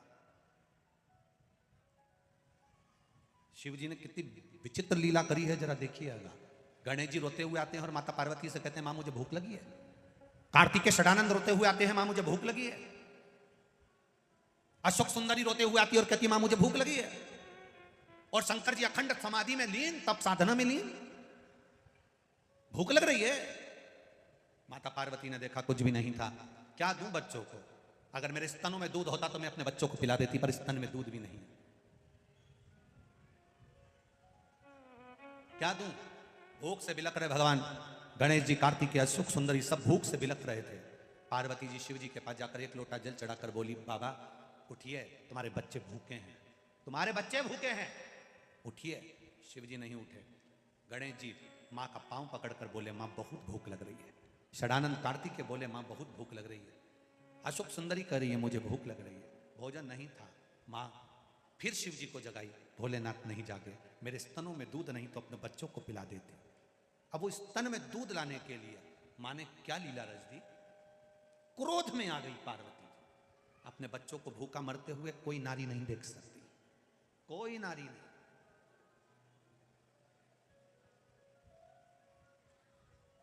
कौन नारी देखेगी? एक मां अपने बच्चे के लिए समर्पण का भाव लेकर चलती है। देखा मेरे बच्चे भूखे, स्तन में दूध नहीं। पार्वती जी को क्रोध आया, शंकर जी को उठा लिया, उठाकर मुंह में भरकर निकल गई। स्तन से दूध बहने लगा, बच्चों को पिलाने लगी। हाहाकार मच गया, साबधूर। शिव जी को पार्वती जी निकल गई, शिव जी नहीं, शिव जी नहीं, शिव जी नहीं। देवताओं ने आराधना करी, मां कृपा करो, मां प्रकट करो महादेव को। शंकर जी को धुएं के रूप में अपनी नासिका से महादेव को प्रकट कर दिया। शिव जी का नाम ध्रुमबान हो गया और पार्वती का नाम धूमावती हो गया। शिव जी धूमवान बन गए, माता पार्वती धूमावती बन गई। शंकर जी ने कहा, पार्वती तू अपने पति को थोड़ी देर के लिए निगल गई थी, तेरा पति उस समय पर नहीं था, इसलिए धूमावती तू बेधब्य के रूप में रहेगी। ना तेरी मांग में सिंदूर होगा, ना गले में मंगलसूत्र होगा, ना बिछोड़ी, ना चूड़ा होगा। आज भी दतिया में पीताम्बरा धाम में मां धूमावती के मंदिर है। मां धूमावती का अगर आप दर्शन करने जाओगे तो मां सौभाग्यवती नारी को अंदर नहीं जाने दिया जाता, पर्दे में बंद रहती है, 16 श्रृंगार नहीं करती, मां बेधब्य के रूप में रहती है। ना मांग में सिंदूर है, ना नाक में लौंग है, ना गले में मंगलसूत्र है, वो धूमावती माता है। आज भी दुनिया के बड़े बड़े राजनेता दतिया में जाकर धूमावती की पूजन करते हैं और उससे वर प्राप्त करते हैं। वो धूमावती है, वो पीताम्बरा पीठ में बैठी है, अलमस्त होकर अपने बच्चों के लिए निकली थी, अपने बच्चों। ध्रुमवान ध्रुमावती बड़ा उसका सहजता क्या है? जीवन कोई सरल है क्या? जीवन में कोई सरलता है? शिव जी ने, पार्वती जी ने पूछा, भोलेनाथ जी विष आया है, आपके लिए आया है। शंकर भगवान बोलते हैं मैं अकेला नहीं दूंगा, तू कंठ में जाकर बैठ जा, अर्धांगिनी है तू मेरी, बराबर की हकदार है तू मेरी, बैठ मेरे पास। कंठ में मां बैठी, शिव जी ने विष पिया, कंठ में पहुंच गया। नीचे जा रहा था विष, शंकर भगवान ने उसको कंठ में ही रोक लिया। अंदर जाएगा तो मेरे उदर में ना जाने कितने शिव भक्त बैठे हैं।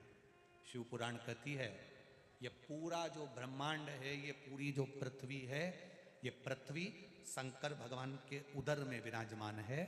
शंकर जी एक चावल का दाना खाते हैं और सबका पेट भर देते हैं। शिव जी आराम से सोते हैं तो सबको निंद्रा आती है, शिव मस्त रहते हैं तो सब मस्त रहते हैं। शंकर जी को लगा अगर मैं विष पी गया और वो विष पेट में चले गया, वो विष उदर में चले गया, तो मेरा पूरा ब्रह्मांड, पूरी पृथ्वी पर जितने जलचर, थलचर, वायुचर जीव जो रह रहे हैं, जो मनुष्य रह रहे हैं, ये सब विष के असर से मर जाएंगे।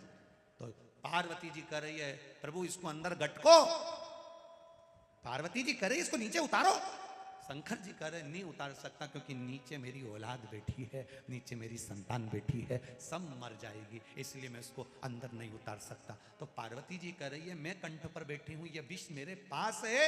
शिव जी कहते हैं माता पिता की जिंदगी है ही ऐसी, जिंदगी भर विष पीना है और औलाद को सुरक्षित रखना है। माता पिता की जिंदगी है ऐसी, जिंदगी भर विष पीना है, औलाद को सुखी रखना है। ये माता पिता है।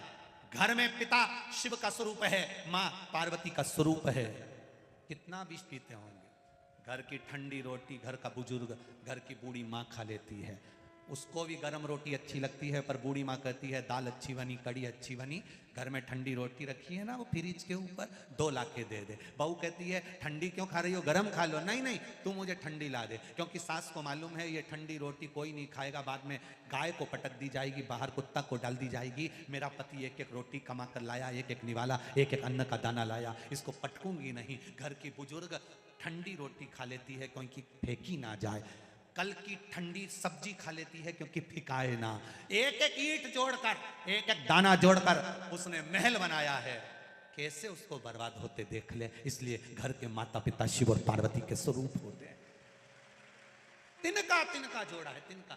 एक पत्र आया, उस पत्र में किसी ने लिखकर भेजा है, गुरुजी 5 दिन से शिव पुराण चल रही है और कुछ दिन पहले से यहाँ ये टेंट लगना प्रारंभ हो गया था, और शिव जी की कृपा, उदारता, दया, गुरुदेव बड़ी गजब है कि 5 दिन से इस टेंट में आपके पंडाल के व्यासपीठ के ठीक ऊपर एक चिड़िया और चिड़ा दोनों ने घोंसला बनाकर 5 दिन पहले ही घोंसला बना लिया था, और 5 दिन से रोज कथा सुन रहे हैं।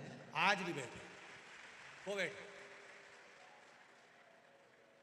ऊपर बैठे, आज भी वो चिड़ा और चिड़ी 5 दिन से लगातार स्थान नहीं छोड़ा उन्होंने, और लगातार वो कथा सुनते रहे।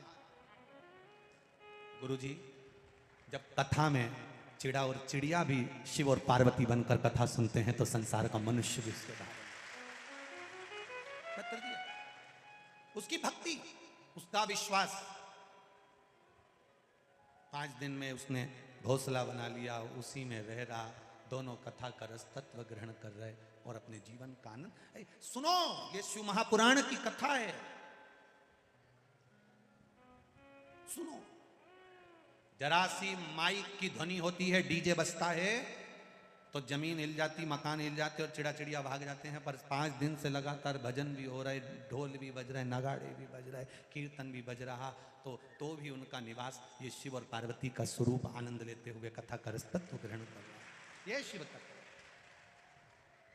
शंभु शरणे पड़ी मांगो घड़ी रे घड़ी, दुख काटो दया करी दर्शन आपो। शिव की भक्ति, भगवान का भजन, स्मरण, कीर्तन, मंत्र जाप। शिव जी ने कंठ पर विष को रखा, पार्वती जी झेली, विष कंठ पर पड़ा हुआ। शंकर भगवान को थोड़ा थोड़ा उस विष का असर होने लगा, और विष का जब असर होने लगा तो भोलेनाथ जी को थोड़ा थोड़ा थोड़ा थोड़ा चक्कर आने लगा, विष का असर। जो देवादिदेव महादेव को डोलते हुए, देवादिदेव महादेव को घूमते हुए जो पार्वती जी ने देखा, पार्वती जी अपनी अपनी 64 योगिनियों को कहती हैं, जाओ मेरे महादेव के लिए कुछ औषधि लेकर आओ। औषधि पूछा, अब तुम्ही ने दर्द दिया है, तुम्ही दबा देना। पूछा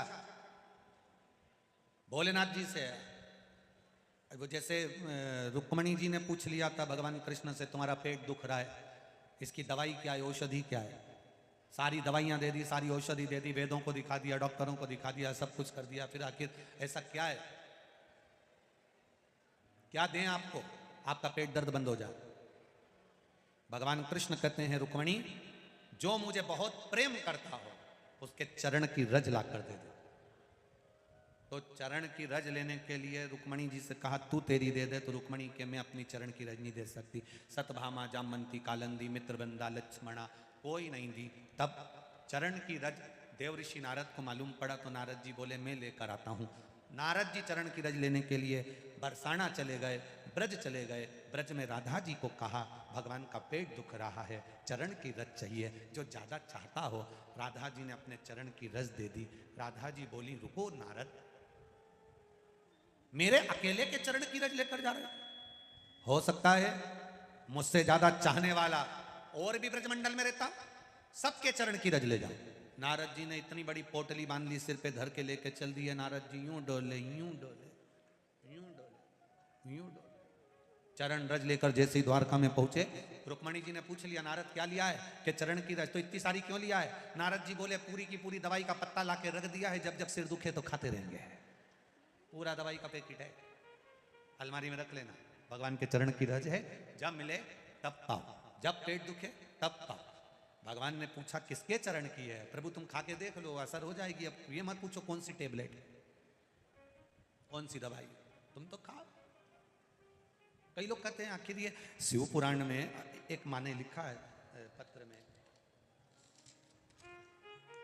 उर्मिला व्यास उज्जैन से आई हैं, कहीं बैठी हो तो हाथ हिलाइएगा।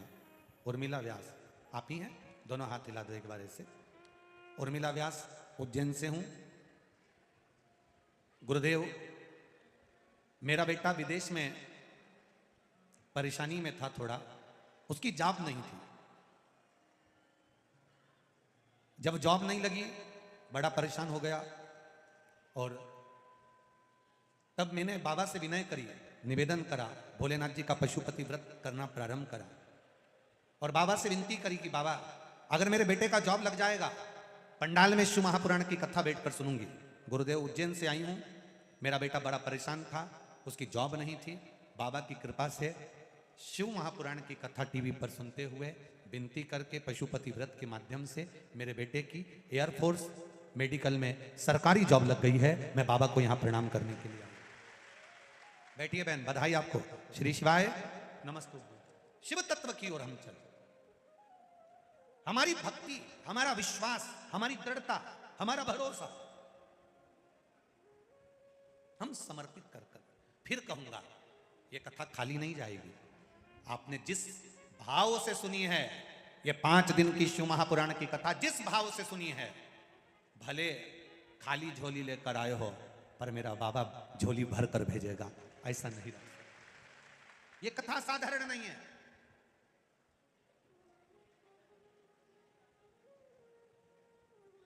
पंडाल में बैठकर, कंकर शंकर की धरा पर बैठकर शिव तत्व को जानने का जो मौका मिलता है, भगवान शिव की कथा को श्रवण करने का जो मौका मिलता है, वो साधारण नहीं हो सकता।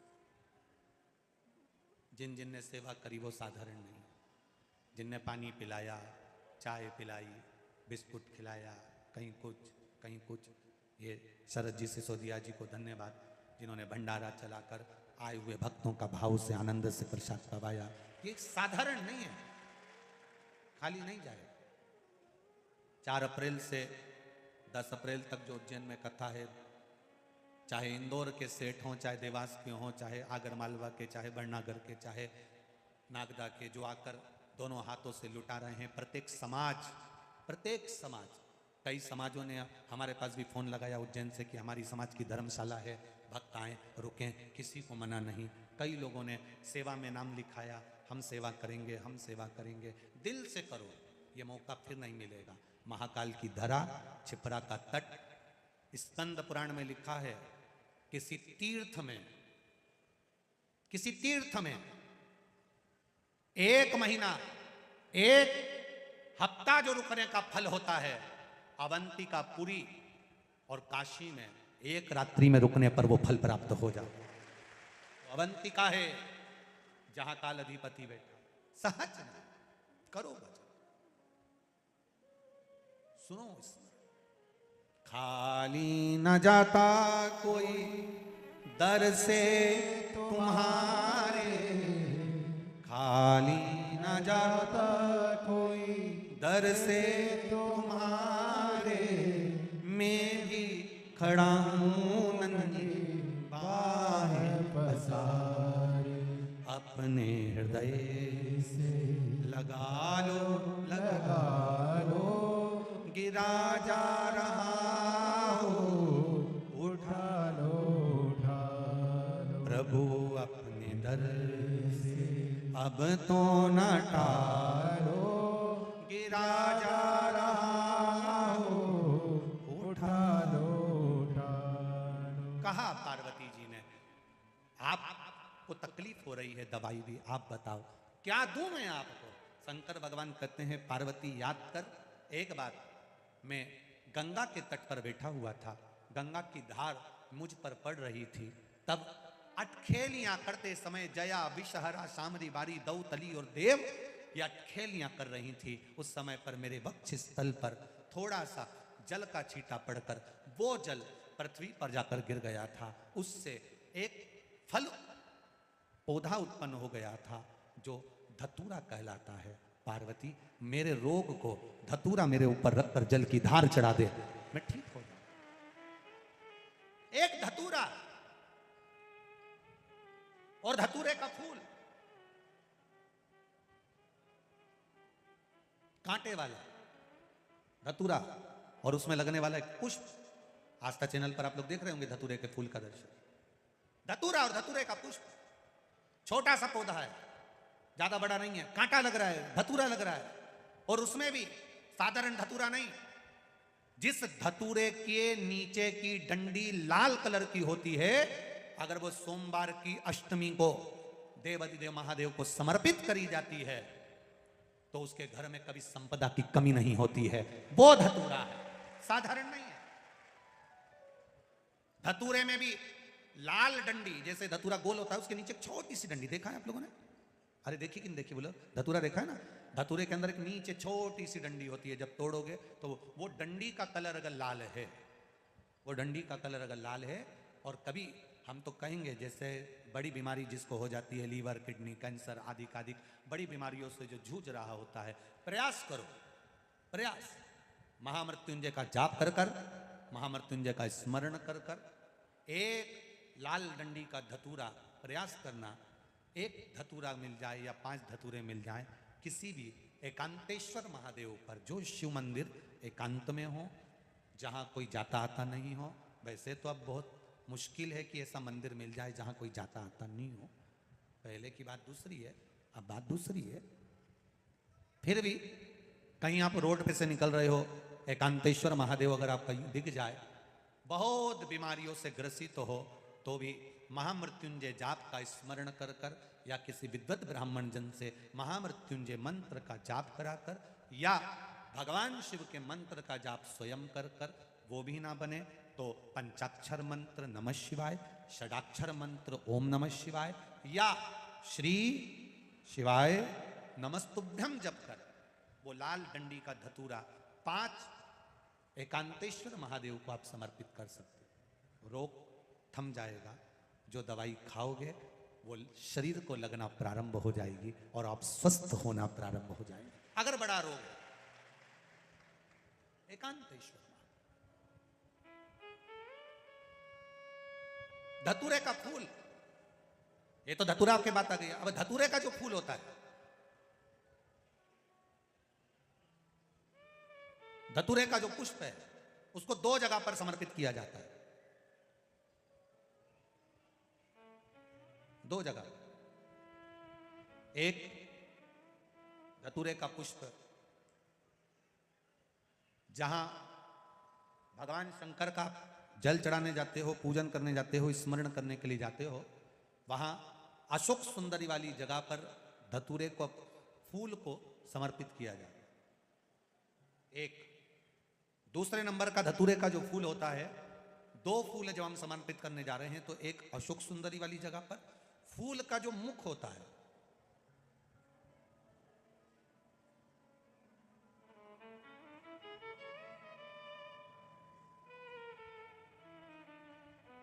मान लो ये फूल है धतूरे का, वैसे तो धतूरे का फूल लंबा होता है, आपने दर्शन किए किस किसने करे ना, सबने दर्शन। धतूरे का फूल लंबा होता है, अब वो लंबा जो पुष्प है उसका जो खिला हुआ भाग है, जो खिला हुआ, और पीछे की जो डंडी है, तो अशोक सुंदरी वाली जगह पर जब हम समर्पित करते हैं, अशोक सुंदरी वाली जगह पर जब हम उसको चढ़ाते हैं, तो जैसे ये शिवलिंग है और यहाँ सामने अशोक सुंदरी की जगह है, तो जो अशोक सुंदरी वाली जगह पर हम पुष्प समर्पित करते हैं तो खिला हुआ जो भाग है, जो खिला हुआ भाग है, उसको इस तरह से रखते हैं कि शिवलिंग की ओर उसका खिला भाग जाए, और डंडी का भाग इधर गणेश जी, कार्तिकेय जी और 33 कोटि जो देवी देवता हैं उस ओर उसका भाग जाए, उसका भाग ऐसा समर्पित करें। एक दूसरा, शिवलिंग पर जब हम धतूरे का पुष्प समर्पित करते हैं, शिवलिंग पर जब हम धतूरे का पुष्प समर्पित करते हैं तो उस फूल का खिला हुआ जो भाग होता है उसका मुख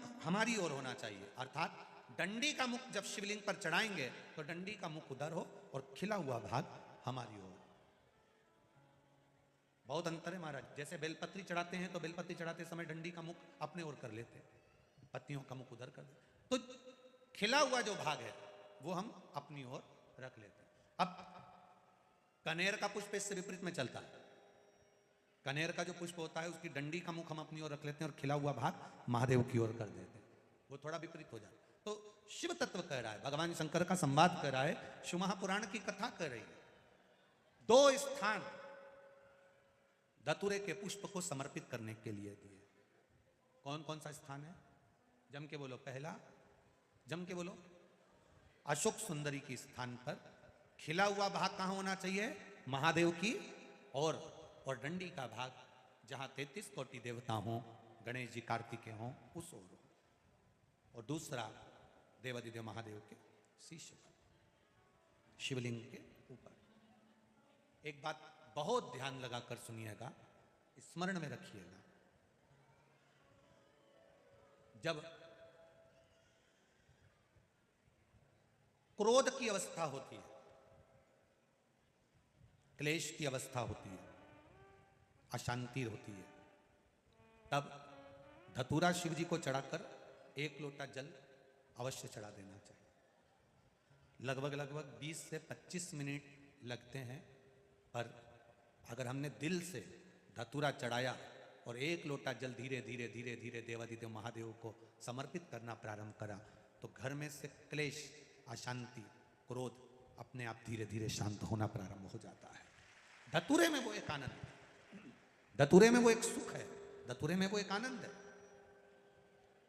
पंच पुष्प में पहले नंबर का पुष्प है पारिजात का पुष्प, दूसरे नंबर का पुष्प है, बोलते जाओ ले लिए, कनेर का पुष्प, तीसरे नंबर पर पुष्प है शमी का पुष्प, चौथे नंबर पर पुष्प है मंदार आकड़े का पुष्प, और 5वें नंबर पर जो पुष्प है वो है धतूरे का पुष्प।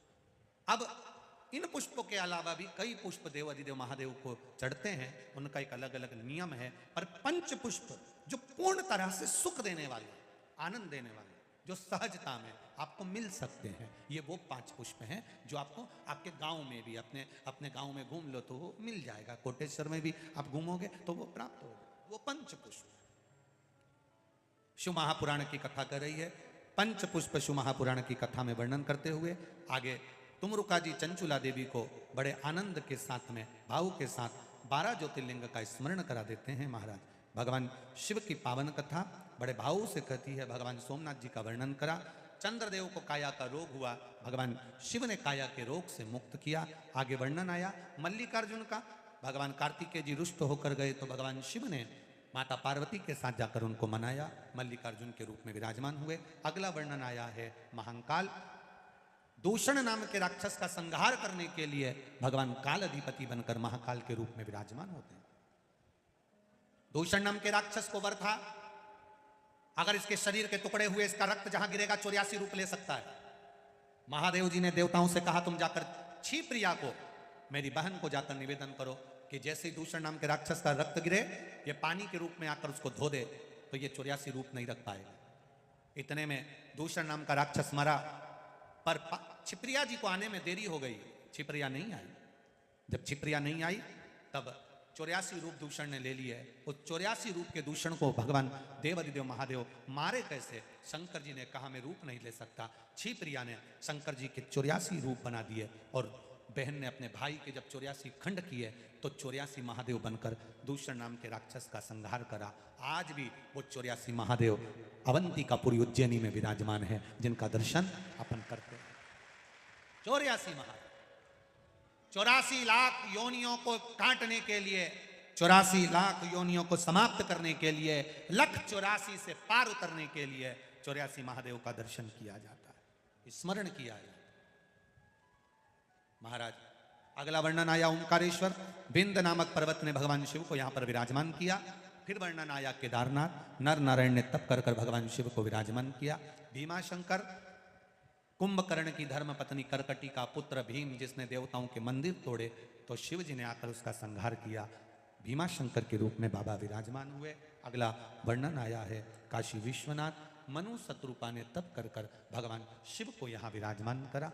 गंगा मिलने के लिए आई, भगवान काशी विश्वनाथ जी के रूप में विराजित हुए। अगला वर्णन है त्र्यंबकेश्वर, गौतम बाबा पर गौ हत्या का दोष लगा, भगवान शंकर ने आकर गौतम बाबा से गौ हत्या के दोष को समाप्त किया।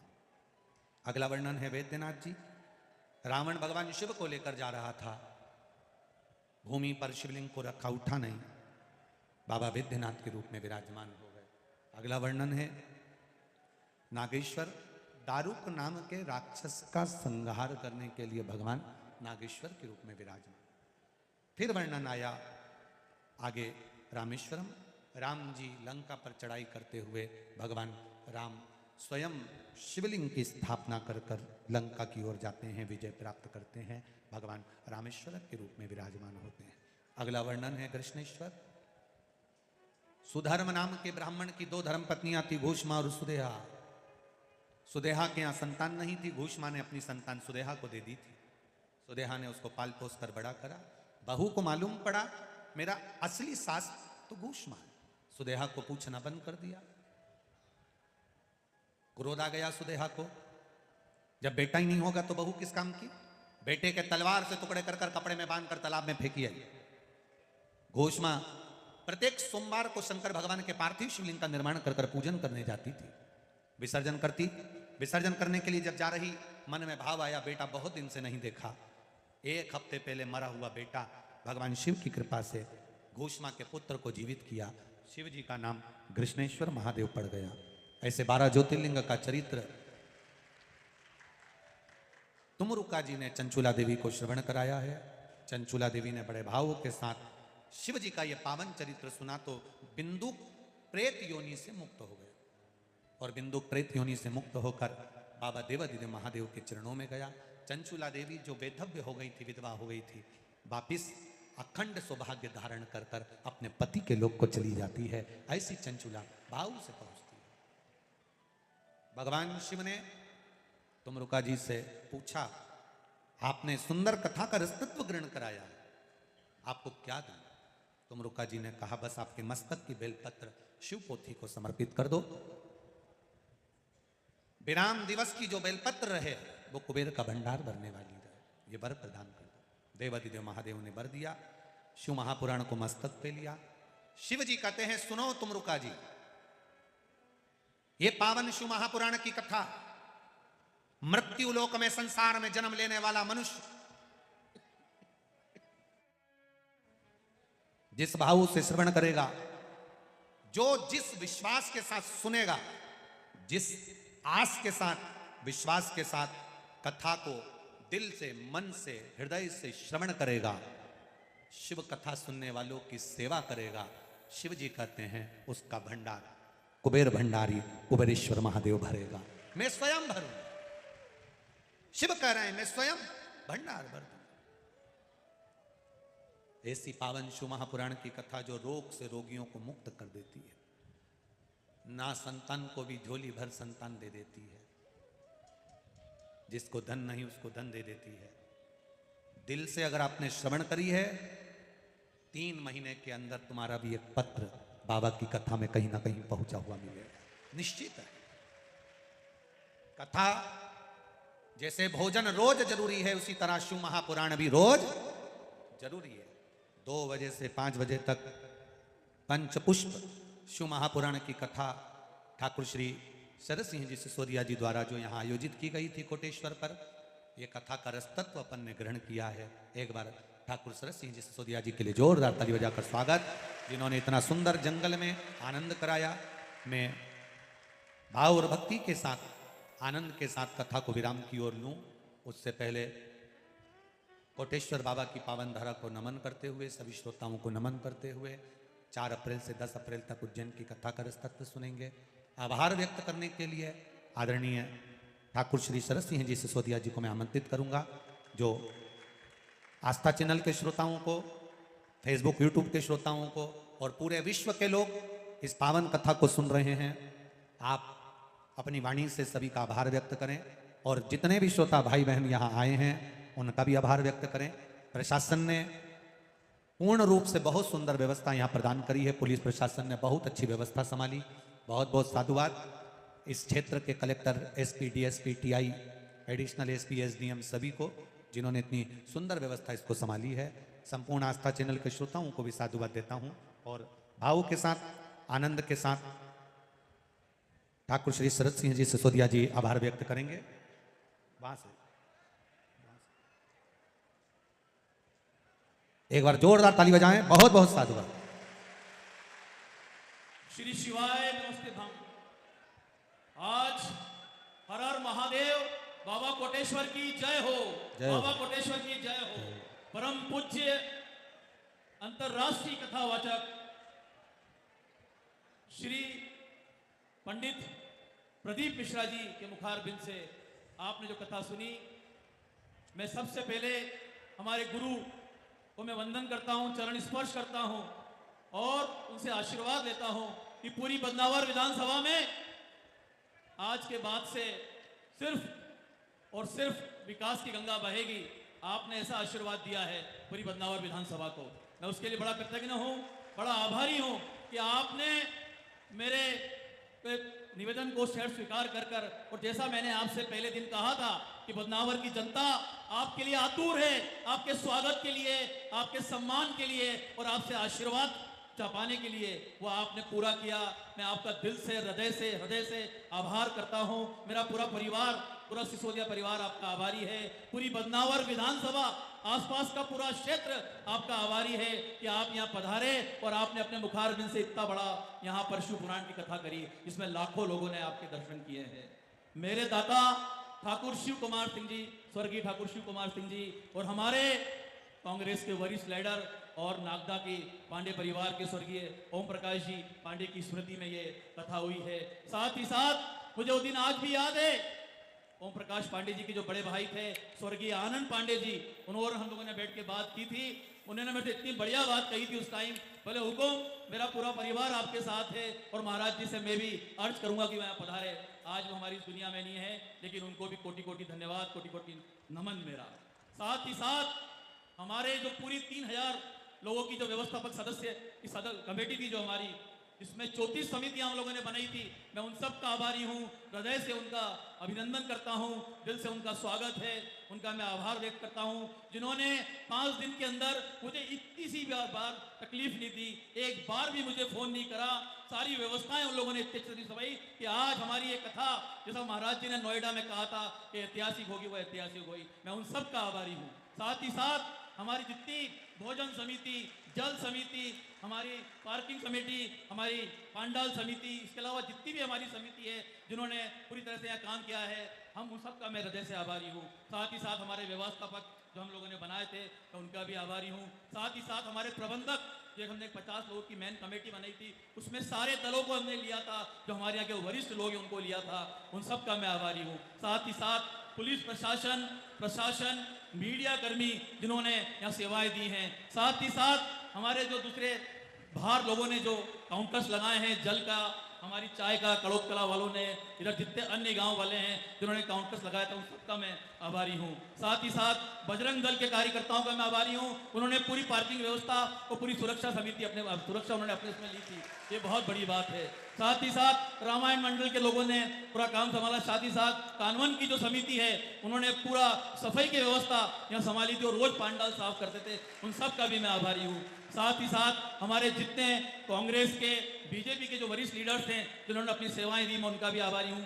मंडल अध्यक्ष, ब्लॉक अध्यक्ष, जनपद सदस्य, जिला पंचायत सदस्य, हमारे आदरणीय एमएलए मुरली मोरवाल जी, विशाल पटेल जी, दिलीप गुर्जर जी, उन सब का मैं आभारी हूँ। साथ ही साथ हमारे जिला पंचायत के पूर्व अध्यक्ष मनोज गौतम जी, हमारे पूर्व जिला अध्यक्ष बाल मुकुंद जी, इन सब का मैं आभारी हूँ जिन्होंने इतना बड़ा यहाँ सहयोग दिया। सभी हमारे ब्लॉक अध्यक्ष आदरणीय कमल पटेल जी, आदरणीय निरंजन सिंह जी, आदरणीय सुरेश पाटीदार जी, मैं उनका भी आभारी हूँ। साथ ही हमारे टिंकू बना, मनीष भोकड़िया, इन सब का मैं आभारी हूँ। आशीष भाकर, सुनील साकला, जिन्होंने अपनी पूरी टीम को यहाँ लगाया है, वो सब दिन रात काम कर रहे हैं। हम सब बिल्कुल एक होकर हमने इस कथा में काम किया है। हमारे जितने बीजेपी के वरिष्ठ लीडर्स हैं, हमारे आशा कुंवर जी जो थी सोलंकी जो आए थे, उनका मैं हार्दिक अभिनंदन करता हूं।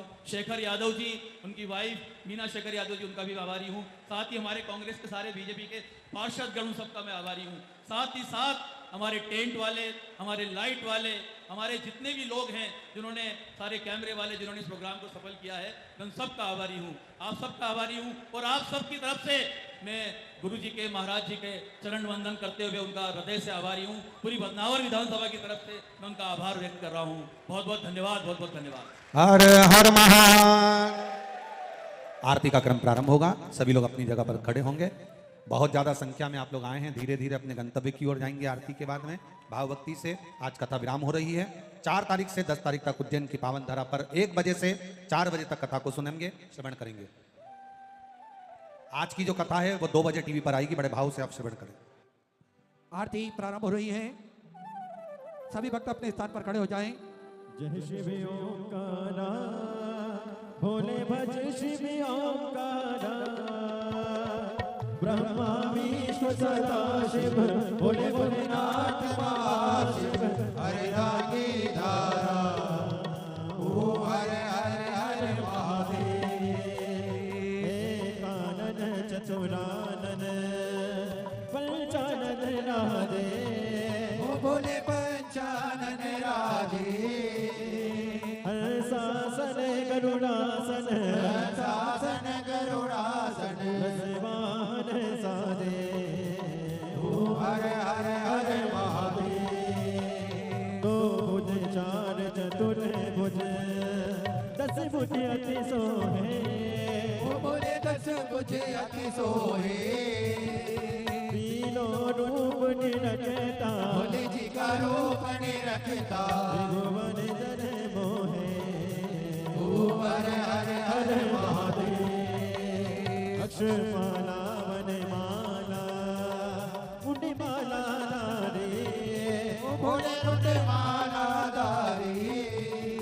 त्रिपुरारी कसारे, त्रिपुरारी कसारे, वनमाला धारी, ओ हरे हरे हरे महादेव। श्वेतांबर पीतांबर, बागांबर आगे, ओ भोले बागांबर आगे। सनकादिक गरुड़ादिक, सनकादिक ब्रह्मादिक, भूतादिक संगे, ओ हरे हरे हरे महादेव। कर के मादिक मंडल, चाति सुलधरता, ओ भोले चाति सुलधरता। जग करता जग हरता, जग करता जग हरता, जग पालन करता, ओ हरे हरे हरे महादेव। ब्रह्मा विष्णु सदा शिव, जानत अविवेका, ओ भोले जानत अविवेका। प्रणयाचर के माधे, उपलाचर के माधे, तीनों है का, ओ हरे